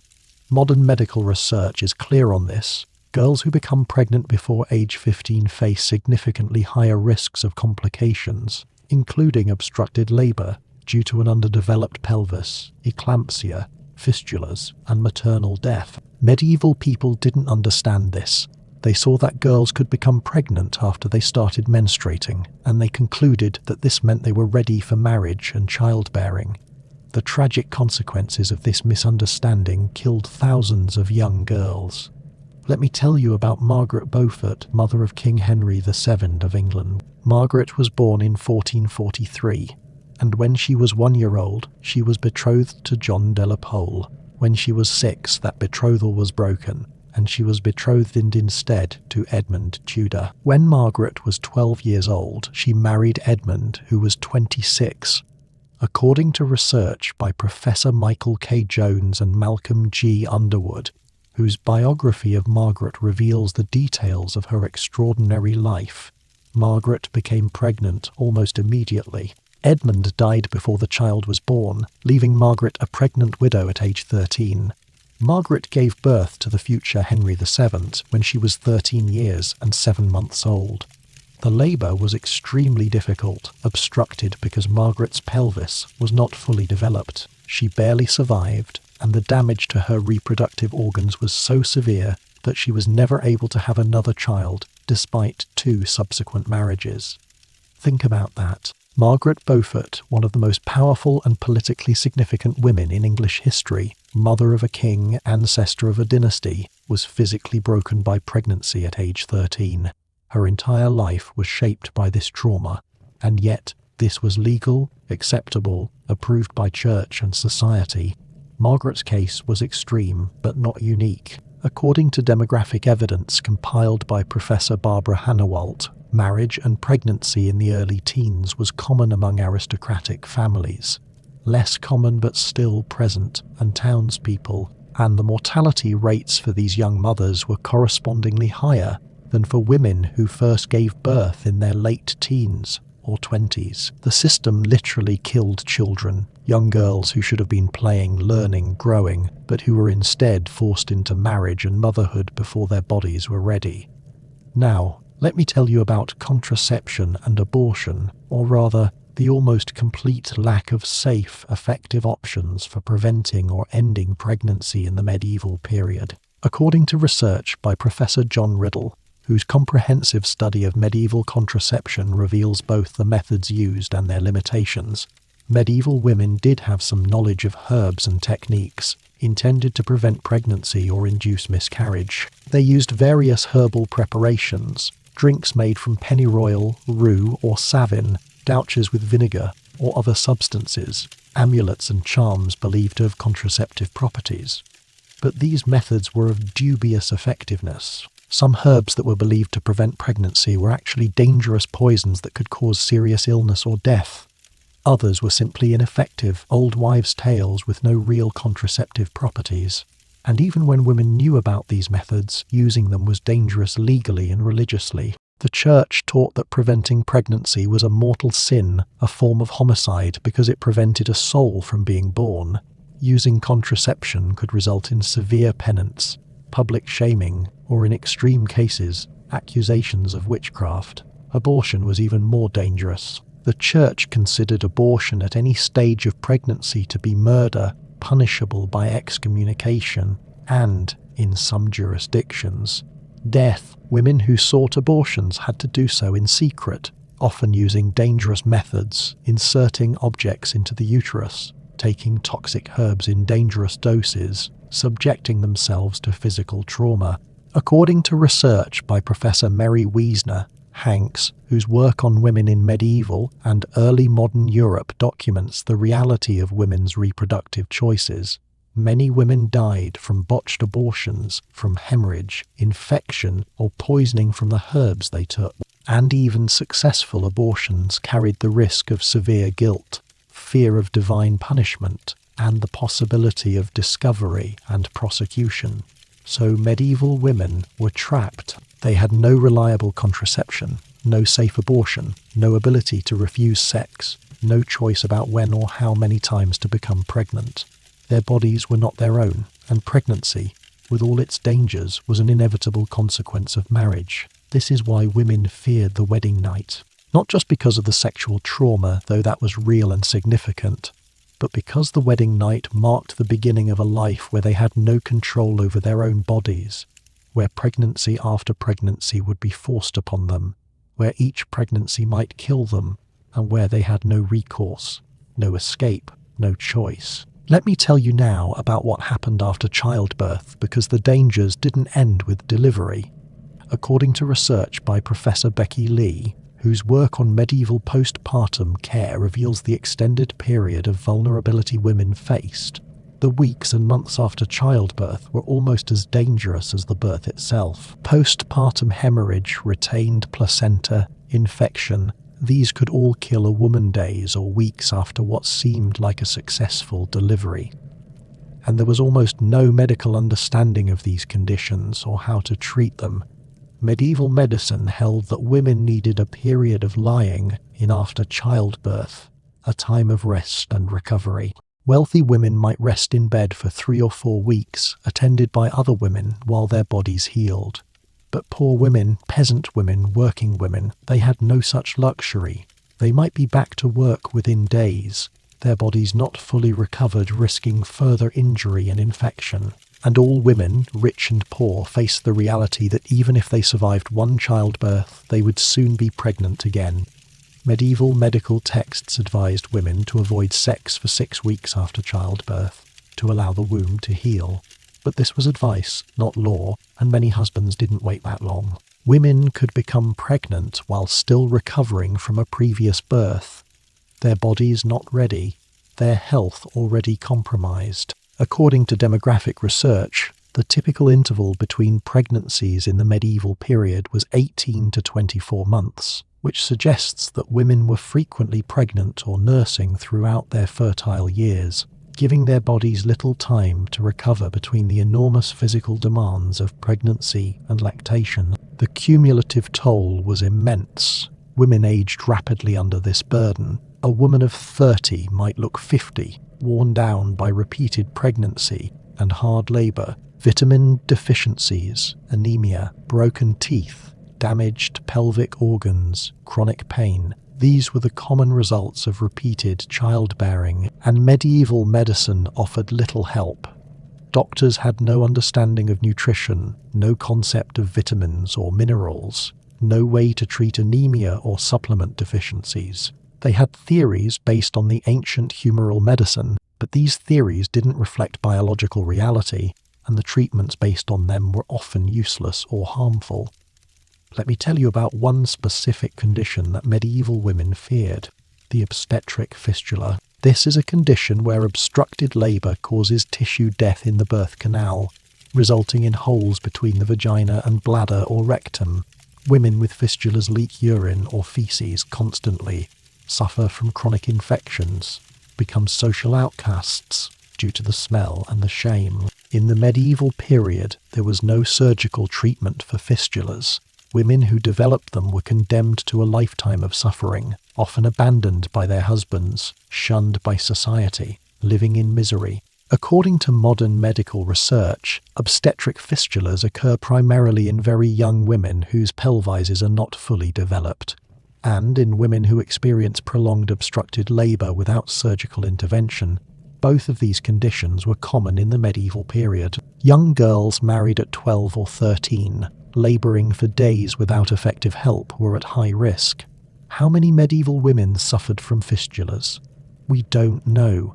The condition wasn't written about much in medical texts, perhaps because it was seen as shameful, perhaps because it primarily affected poor women who left few records. But based on modern data from regions without access to obstetric care, the incidence could have been as high as 1 to 2% of women who gave birth, which would mean tens of thousands of women across medieval Europe living with this horrific condition. This was another reason women feared childbirth, not just the risk of death, but the risk of being left alive but maimed, suffering, socially isolated, unable to participate in normal life. Now let me tell you about twins and multiple births, which were particularly dangerous in the medieval period. According to research by Professor Monica Green, twin pregnancies in the medieval period had a maternal mortality rate perhaps 2 or 3 times higher than singleton pregnancies. The babies were often premature, small, positioned awkwardly. Labor was more difficult and longer. Postpartum hemorrhage was more common, and medieval midwives had limited ability to manage the complications. When a woman went into labor and the midwife realized there were 2 babies, everyone present knew the risk had just multiplied dramatically. Often, one or both twins died, and the mother might die as well from hemorrhage or exhaustion. There are documented cases of women who successfully delivered the first twin, but then couldn't deliver the second, dying with one baby born and one still inside.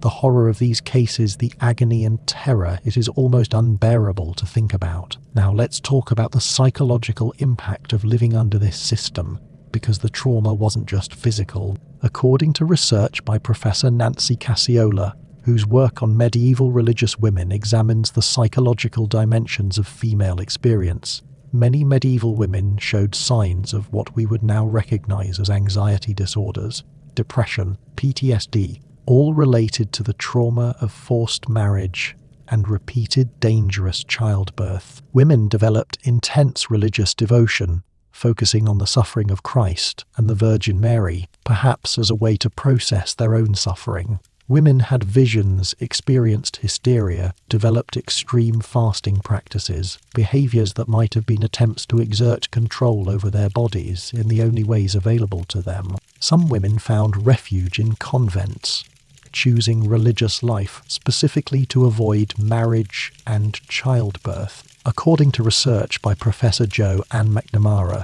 whose comprehensive study of medieval religious women reveals their motivations and experiences, many women who became nuns did so explicitly to escape marriage. They saw religious life as the only way to maintain control over their own bodies, to avoid the dangers of childbirth, to live lives of their own choosing. But even this escape route was limited. Entering a convent required a dowry, usually substantial, so only relatively wealthy families could afford to place daughters in religious houses. Poor women had no such option. They had to marry, had to bear children, had to face the risks, with no alternative. The psychological burden of this was immense. Imagine knowing from childhood that your future held forced sex, repeated dangerous pregnancies, and a significant chance of dying in agony. Imagine having no choice, no control, no escape. How would that shape your psyche? How would you cope with that knowledge? Many women didn't cope well.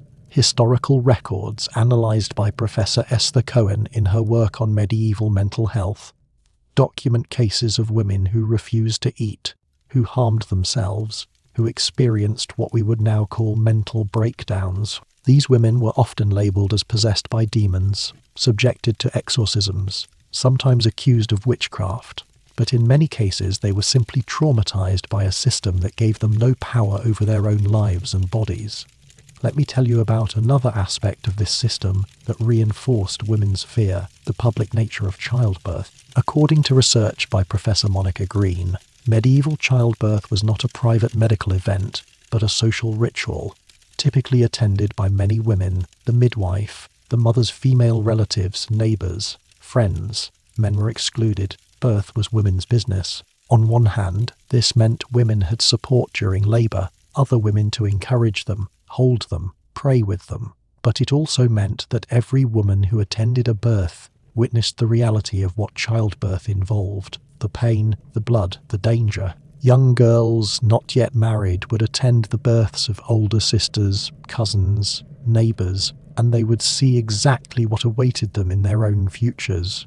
Can you imagine being 10 or 11 years old, watching your older sister scream for hours, seeing the blood, witnessing her terror, and knowing that in a few years this would be you? This was how medieval girls learned about childbirth, not from books or classes, but from witnessing it directly, seeing the reality in all its horror. And they didn't just witness successful births, they also witnessed the deaths. They saw women die in labour, saw the frantic efforts to save them, saw the moment when those efforts failed and life ended.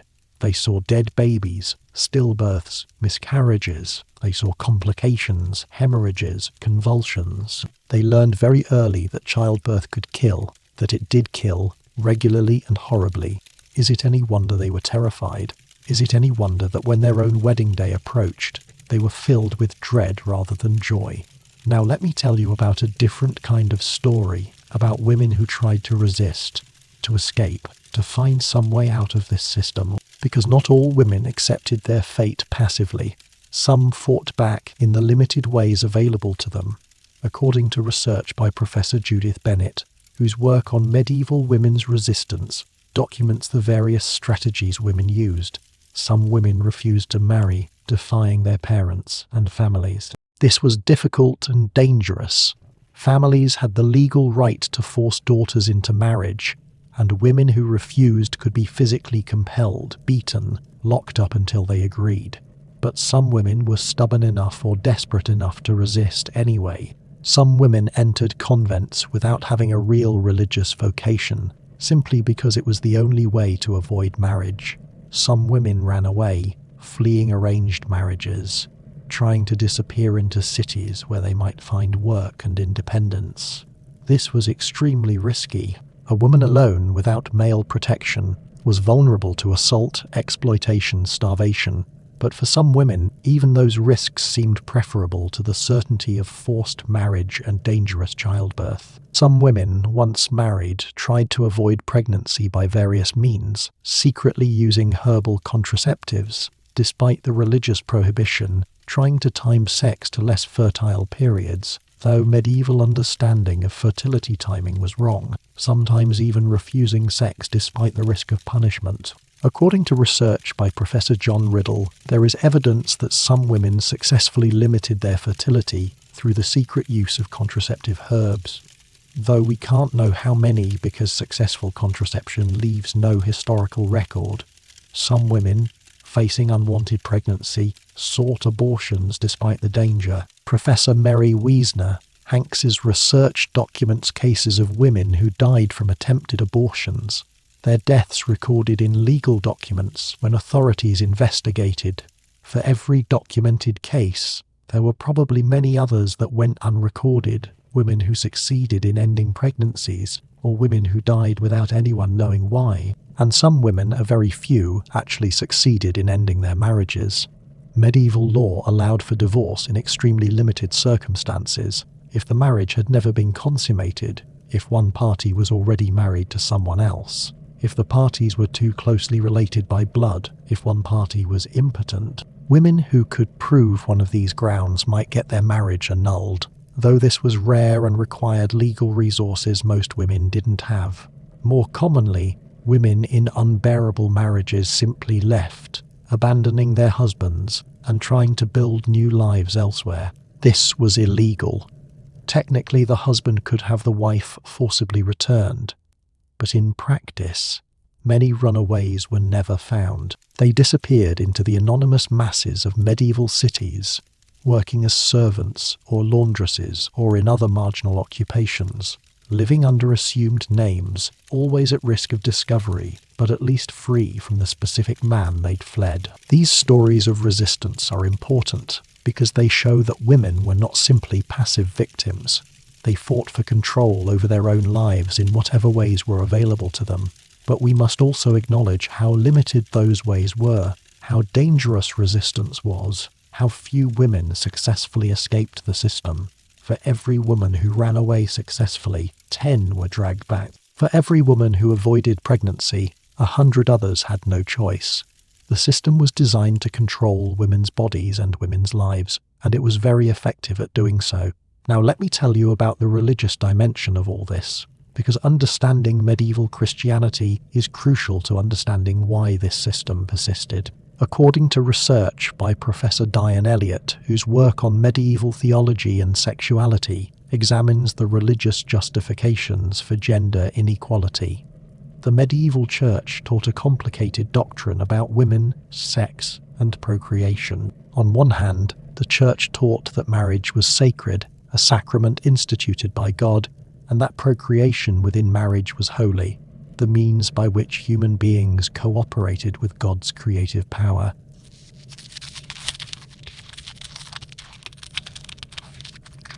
Sex for procreation was not sinful, though it was less holy than virginity.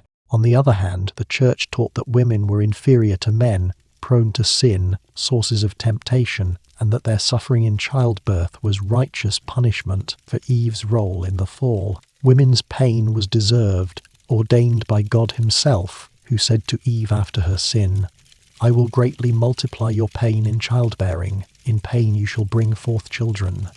Genesis 3:16. This biblical verse was interpreted to mean that women's suffering in childbirth was not just a medical reality but a moral necessity, God's punishment that should not be avoided. Some medieval theologians argued that using pain relief in childbirth was sinful, an attempt to evade God's righteous judgment. In practice, most people were more humane, and midwives did try to ease suffering, but the theological background mattered because it shaped attitudes, making women's pain seem not just inevitable but right, divinely ordained. The church also taught strict doctrines about sexual sin. Sex outside marriage was mortal sin. Sex within marriage purely for pleasure, rather than procreation, was sin. Contraception was sin. Abortion was murder. Women were taught that their bodies were sources of sin, that sexual desire was shameful, that they must submit to their husbands as to God. According to research by Professor James Brundage, medieval penitentials, handbooks used by priests to assign penance for sins, listed dozens of sexual sins. Many of them focused on controlling women's sexuality. A woman who had sex outside marriage, even if she was raped, had to do penance. A woman who enjoyed sex too much had to do penance. A woman who tried to prevent pregnancy had to do penance. A woman who refused her husband had to do penance. The system used religious authority and fear of damnation to enforce women's submission. making resistance not just socially unacceptable, but spiritually dangerous. And it worked. The fear of hell, the desire to be good Christians, the pressure of religious conformity, all of this kept most women compliant, even when the system was killing them. Now let me take you back to specific stories, because I want you to meet more individual women to understand their specific experiences. Let me tell you about Christine de Pizan, one of the most remarkable women of the medieval period, a professional writer and intellectual who supported herself and her children through her writing. A nearly unique achievement for a medieval woman. Christine was born in Venice around 1364, and her early life was unusual. Her father was an astrologer and physician who educated her extensively, teaching her to read Latin and exposing her to classical literature. This education was rare for women and would shape Christine's entire life. When Christine was 15, she married Phidian du Castel, a royal secretary. According to Christine's own writings, analysed by Professor Charity Cannon Willard in her biography of Christine, this marriage was unusually happy. Tian respected Christine's intelligence, supported her intellectual interests, and treated her as a partner rather than property. Christine had 3 children with Sun Tian, and while the pregnancies were difficult, as all medieval pregnancies were, she survived them all. But this period of relative happiness ended abruptly when Christine was 25. Tian died suddenly of plague, leaving Christine a widow with 3 children, her elderly mother and a niece to support. In medieval society, widows had more legal rights than married women. They could own property, conduct business, enter contracts. But they were also economically vulnerable, especially widows with children and no substantial inheritance. Christine could have remarried. She was still young, educated, from a good family, but she chose not to. A remarkable decision. According to her own account, she had seen too many women trapped in miserable marriages, too many women broken by repeated childbearing, and she valued her newly regained autonomy too much to surrender it to another husband. Instead, she became a professional writer, one of the first women in European history to support herself through her writing. She wrote poetry, philosophical works, political treatises, histories, and most relevantly for our story, she wrote the Book of the City of Ladies, a defense of women against the misogynistic literature that dominated medieval culture. In this work, Christine directly addresses the suffering of women in marriage. She writes about women who die in childbirth, women trapped in abusive marriages, women whose talents and abilities are wasted because society gives them no opportunity for anything beyond childbearing. She argues radically for her time that women's suffering is not natural or divinely ordained, but is the result of unjust social systems created by men. Christine's work is remarkable because she articulates what many women felt but couldn't express, that the system was wrong, that women's pain was not deserved, but women deserved better. But Christine was also realistic about her own privilege. She had education, social connections, and the good fortune of a widow's legal status.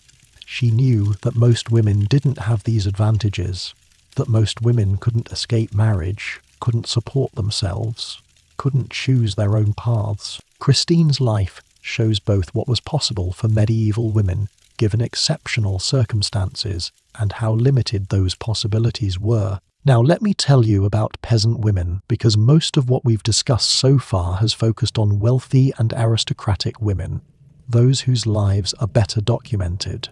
But the majority of medieval women were peasants, and their experiences of marriage and childbirth had their own particular horrors. According to research by Professor Judith Bennett, whose work on medieval peasant women reveals the reality of rural life, peasant women typically married later than aristocratic women, often in their late teens or early 20s rather than their early teens. This was economically driven. Peasant families couldn't afford to set up new households until the young people had worked and saved for years. But this later marriage age was somewhat protective. Women who first became pregnant at 18 or 20 faced lower mortality risk than those who became pregnant at 13 or 14. However, peasant women faced different challenges. They had to continue doing heavy physical labor throughout pregnancy, working in fields, caring for animals, doing the exhausting domestic work that peasant life required. They had poorer nutrition than wealthy women, which increased their risk of anemia, vitamin deficiencies, and complications. They had less access to medical care, such as it was. A wealthy woman could afford to hire the best midwife available, could rest for weeks after childbirth. A peasant woman might have to deliver her baby with only her mother or a neighbour present, and might be back to work within days because the work had to be done. According to demographic research by Professor Josiah Cox Russell, maternal mortality rates among peasants were probably similar to or slightly higher than among wealthy women, despite the somewhat protective effect of later marriage age. The cumulative impact of malnutrition, hard labour, and poor care offset any advantage. Let me tell you about a specific case documented in the Manor Court records from 14th century England, analysed by Professor Barbara Hannawalt. A peasant woman named Agnes, married to a man named John who held land from the manor, became pregnant with her fourth child. She continued working in the fields during her pregnancy because the family needed her labour. When she went into labour, it was during harvest, the busiest time of the agricultural year. Her mother and sister-in-law attended her, but they could spare only limited time away from the harvest work. Agnes laboured alone for many hours, occasionally checked on by the other women. When they found her mid-afternoon of the second day, she was unconscious, hemorrhaging severely. By the time they got the local midwife, Agnes was dead. The baby died as well. The Manor Court record notes this death in passing as part of a property transfer. John would need to remarry quickly because he couldn't manage the land and household alone. Agnes's 3 living children would have a stepmother within months. Agnes was 27 years old. She had been married for 11 years. She died doing what society required of her, bearing children to continue her husband's family line. Her death was noted briefly in a legal document. We don't even know her full name, just Agnes, wife of John. But she was a person, a woman who lived and loved and feared and hoped and suffered and died, just like the aristocratic women whose names we know better. Let me tell you about another common source of death for pregnant women, complications from multiple pregnancy. According to research by Professor Catherine Park, women who had many pregnancies in quick succession, giving their bodies little time to recover between births, faced increasing risks with each pregnancy. The body's reserves of nutrients were depleted. Damaged pelvic structures didn't heal properly. Scar tissue from previous tears made new tears more likely. Women in their 30s who had already had 6 or 8 children were at particularly high risk. One case, documented by Professor Park, involves a Florentine woman who had 11 pregnancies between ages 16 and 35. The first 9 she survived, though each took a toll. The 10th pregnancy resulted in severe complications, a hemorrhage that nearly killed her. She recovered barely and was warned by her midwife that another pregnancy would probably be fatal. But she had no effective means of preventing pregnancy, and her husband claimed his marital rights. Within a year, she was pregnant again. She died in labour with her 11th child, bleeding to death despite the midwife's best efforts. Her husband remarried within 6 months. Think about that. This woman knew another pregnancy would probably kill her, but she had no legal right to refuse sex, no reliable contraception, no way to protect herself. The system killed her as surely as if it had put a knife through her heart, and everyone knew it would happen, and no one could or would stop it. Now let me talk about what happened to children who were orphaned when their mothers died in childbirth, because this is another dimension of the tragedy.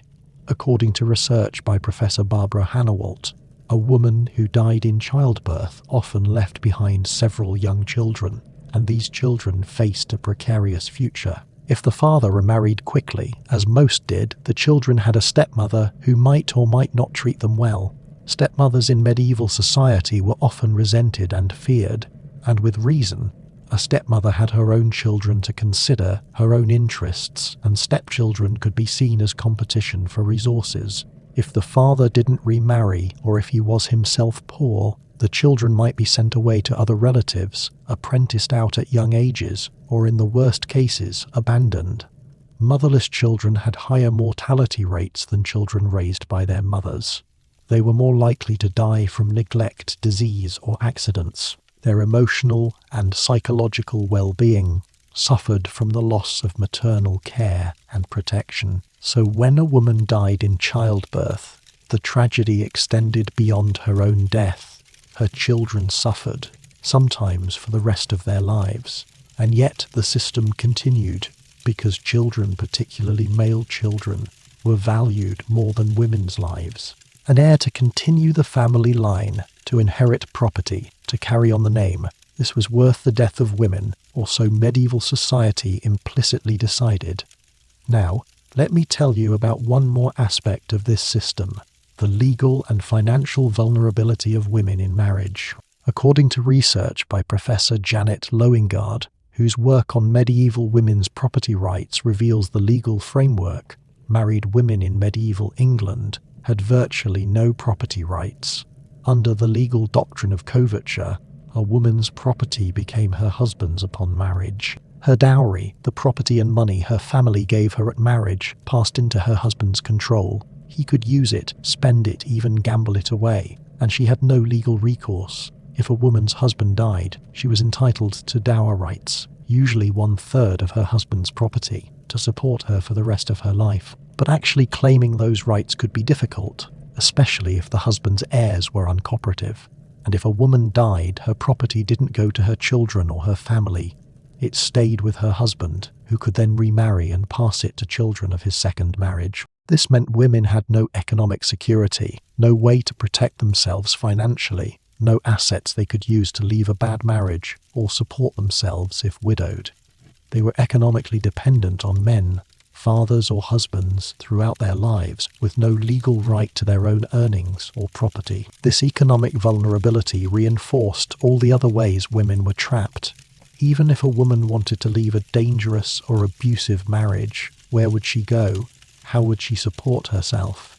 She had no money, no property, no legal right to work in most trades. Her only real option was to find another man to support her, which meant another marriage, another surrender of autonomy, another round of the same dangers. The system was totalizing, enclosing women on all sides, giving them no way out.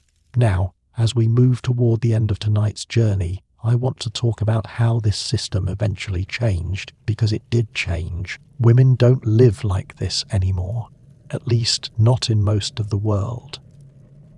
How did we get from that medieval reality to the relative freedom and safety women have today? According to research by Professor Irvine Loudon, whose work traces the history of maternal mortality, the dramatic improvement in maternal survival didn't begin until the mid-19th century, with the development of antiseptic technique and germ theory. When doctors and midwives learned to wash their hands, sterilize instruments, and keep birth environments clean, maternal mortality began to drop.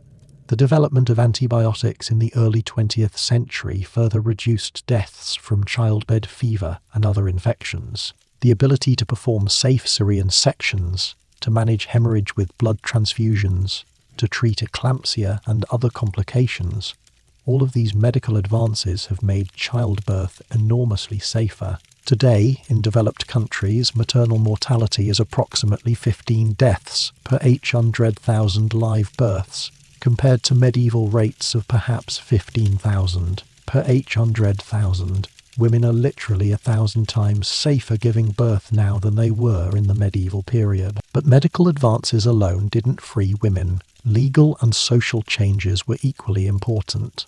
The gradual extension of property rights to married women, beginning in the 19th century, gave women economic resources and some financial independence. The women's suffrage movement of the late 19th and early 20th centuries gave women political power, the ability to vote and influence laws. The development of reliable contraception, particularly the birth control pill in the 1960s, gave women control over their own fertility for the first time in history. Legal reforms establishing women's right to refuse sex, even within marriage, recognizing marital rape as a crime, ending coverture and establishing married women's property rights. All of these changes were necessary to give women true autonomy, and these changes are recent. Marital rape wasn't illegal in all US states until 1993. Think about that. Within many of your lifetimes, it was legal in some places for a man to force sex on his wife. The medieval attitude that marriage constituted permanent consent persisted in law until very recently. We like to think of medieval attitudes as ancient history, completely unlike our modern enlightened views. But the reality is that many aspects of the medieval system persisted well into the 20th century, and some echoes of it still exist today. Now, as you drift off to sleep tonight, I want you to think about what the stories of these medieval women can teach us. First, these women were not weak or passive victims.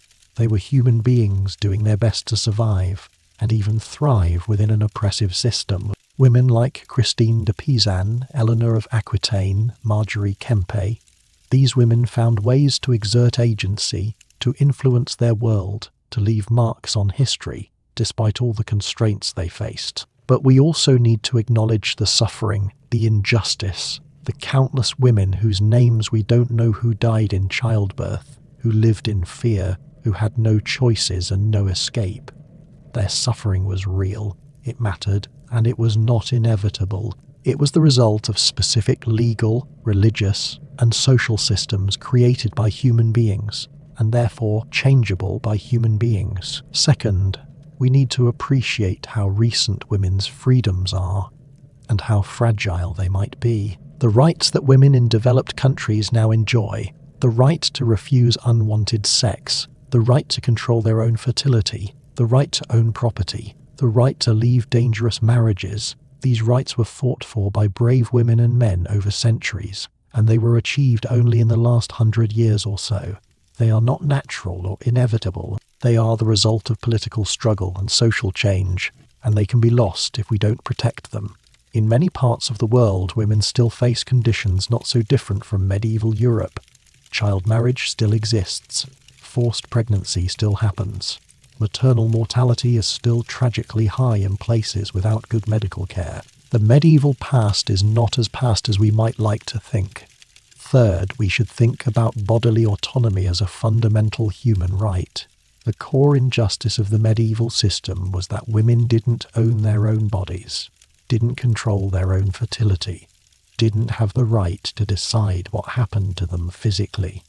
This is the fundamental issue, and it is still relevant today. Debates about reproductive rights, about sexual assault, about bodily autonomy, these are modern versions of the same core question: who controls a woman's body, the woman herself or someone else? Medieval society answered that question clearly: someone else. First fathers, then husbands, controlled women's bodies. Modern society, at least in principle, gives a different answer. Women control their own bodies. But the struggle to make that principle real, to protect it, to extend it to all women everywhere, that struggle continues. And finally, I want you to think about the importance of choice. What made the medieval system so oppressive wasn't just that it was dangerous, though it was. It was that women had no choice. They couldn't choose whether to marry, who to marry, when to have sex, whether to become pregnant, how many children to have. Every one of those decisions was made for them by parents, husbands, religious authorities, social pressure. The suffering was compounded by the lack of agency, the knowledge that you had no control over the things that most intimately affected your life and body. Modern women, at least those in developed countries with good laws, have choices that medieval women could barely imagine. You can choose whether to marry, who to marry, when, and whether to have sex, whether and when to have children, how many children to have. You have access to contraception, to safe abortion where it is legal, to medical care that makes childbirth relatively safe. You have legal protection against forced sex and physical violence. You have property rights, economic opportunities, political power. These are precious freedoms. bought with the suffering of countless women who came before you, women who fought for change, women who died so that future generations might live better. Tonight, as you drift off to sleep, safe and comfortable, I want you to honor the memory of the medieval women who weren't safe, who weren't comfortable, who were afraid and had every reason to be afraid. Remember Katerina, 13 years old on her wedding night, terrified of what awaited her. Remember the unnamed Joan, who died at 14 in childbirth. Remember Marjorie Kempe, who endured 14 pregnancies she didn't want. Remember all the women whose names we don't know, who suffered and died, whose fear of the wedding night was rational and justified. Thank you for joining me on this difficult journey tonight, for having the courage to face these uncomfortable truths about our history. I hope these stories have given you a deeper appreciation for the freedoms you have, a better understanding of how recently those freedoms were won, and a commitment to protecting them for future generations. I hope you've been transported back in time, that you felt the fear and the pain and the trapped helplessness of these medieval women, but also that you've seen their resilience, their courage, their humanity. And I hope that as you drift off to sleep, you'll remember that history matters, that understanding the past helps us navigate the present, that the struggles of our ancestors, particularly women's struggles for autonomy and safety, have shaped the world we live in today. Sweet dreams, my friends. May you wake up tomorrow with a renewed appreciation for your freedom to make choices about your own body and your own life. May you use that freedom wisely and protect it fiercely. May you remember the women who didn't have that freedom, who were afraid on their wedding nights with good reason, who suffered and died under a system that valued their reproductive capacity more than their lives. And may you work in whatever way you can to ensure that all women everywhere, not just those lucky enough to be born in the right time and place, have the same freedoms, the same safety, the same right to control their own bodies and their own destinies. Sleep well tonight, safe in the knowledge that you live in a time when women have more freedom, more safety, more choices than ever before in history. But also sleep with the understanding that those freedoms are not guaranteed, that they must be protected and defended, that the past can teach us how easily rights can be lost if we're not vigilant.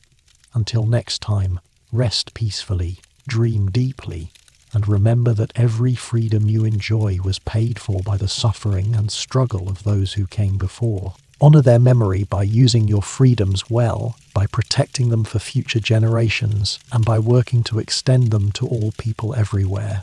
Good night, dear friends. Sweet dreams, and may you wake knowing that you are part of a long story of human progress, a story that includes darkness and suffering, but also hope and change and the possibility of a better future. The medieval women who feared their wedding night couldn't imagine the world you live in now.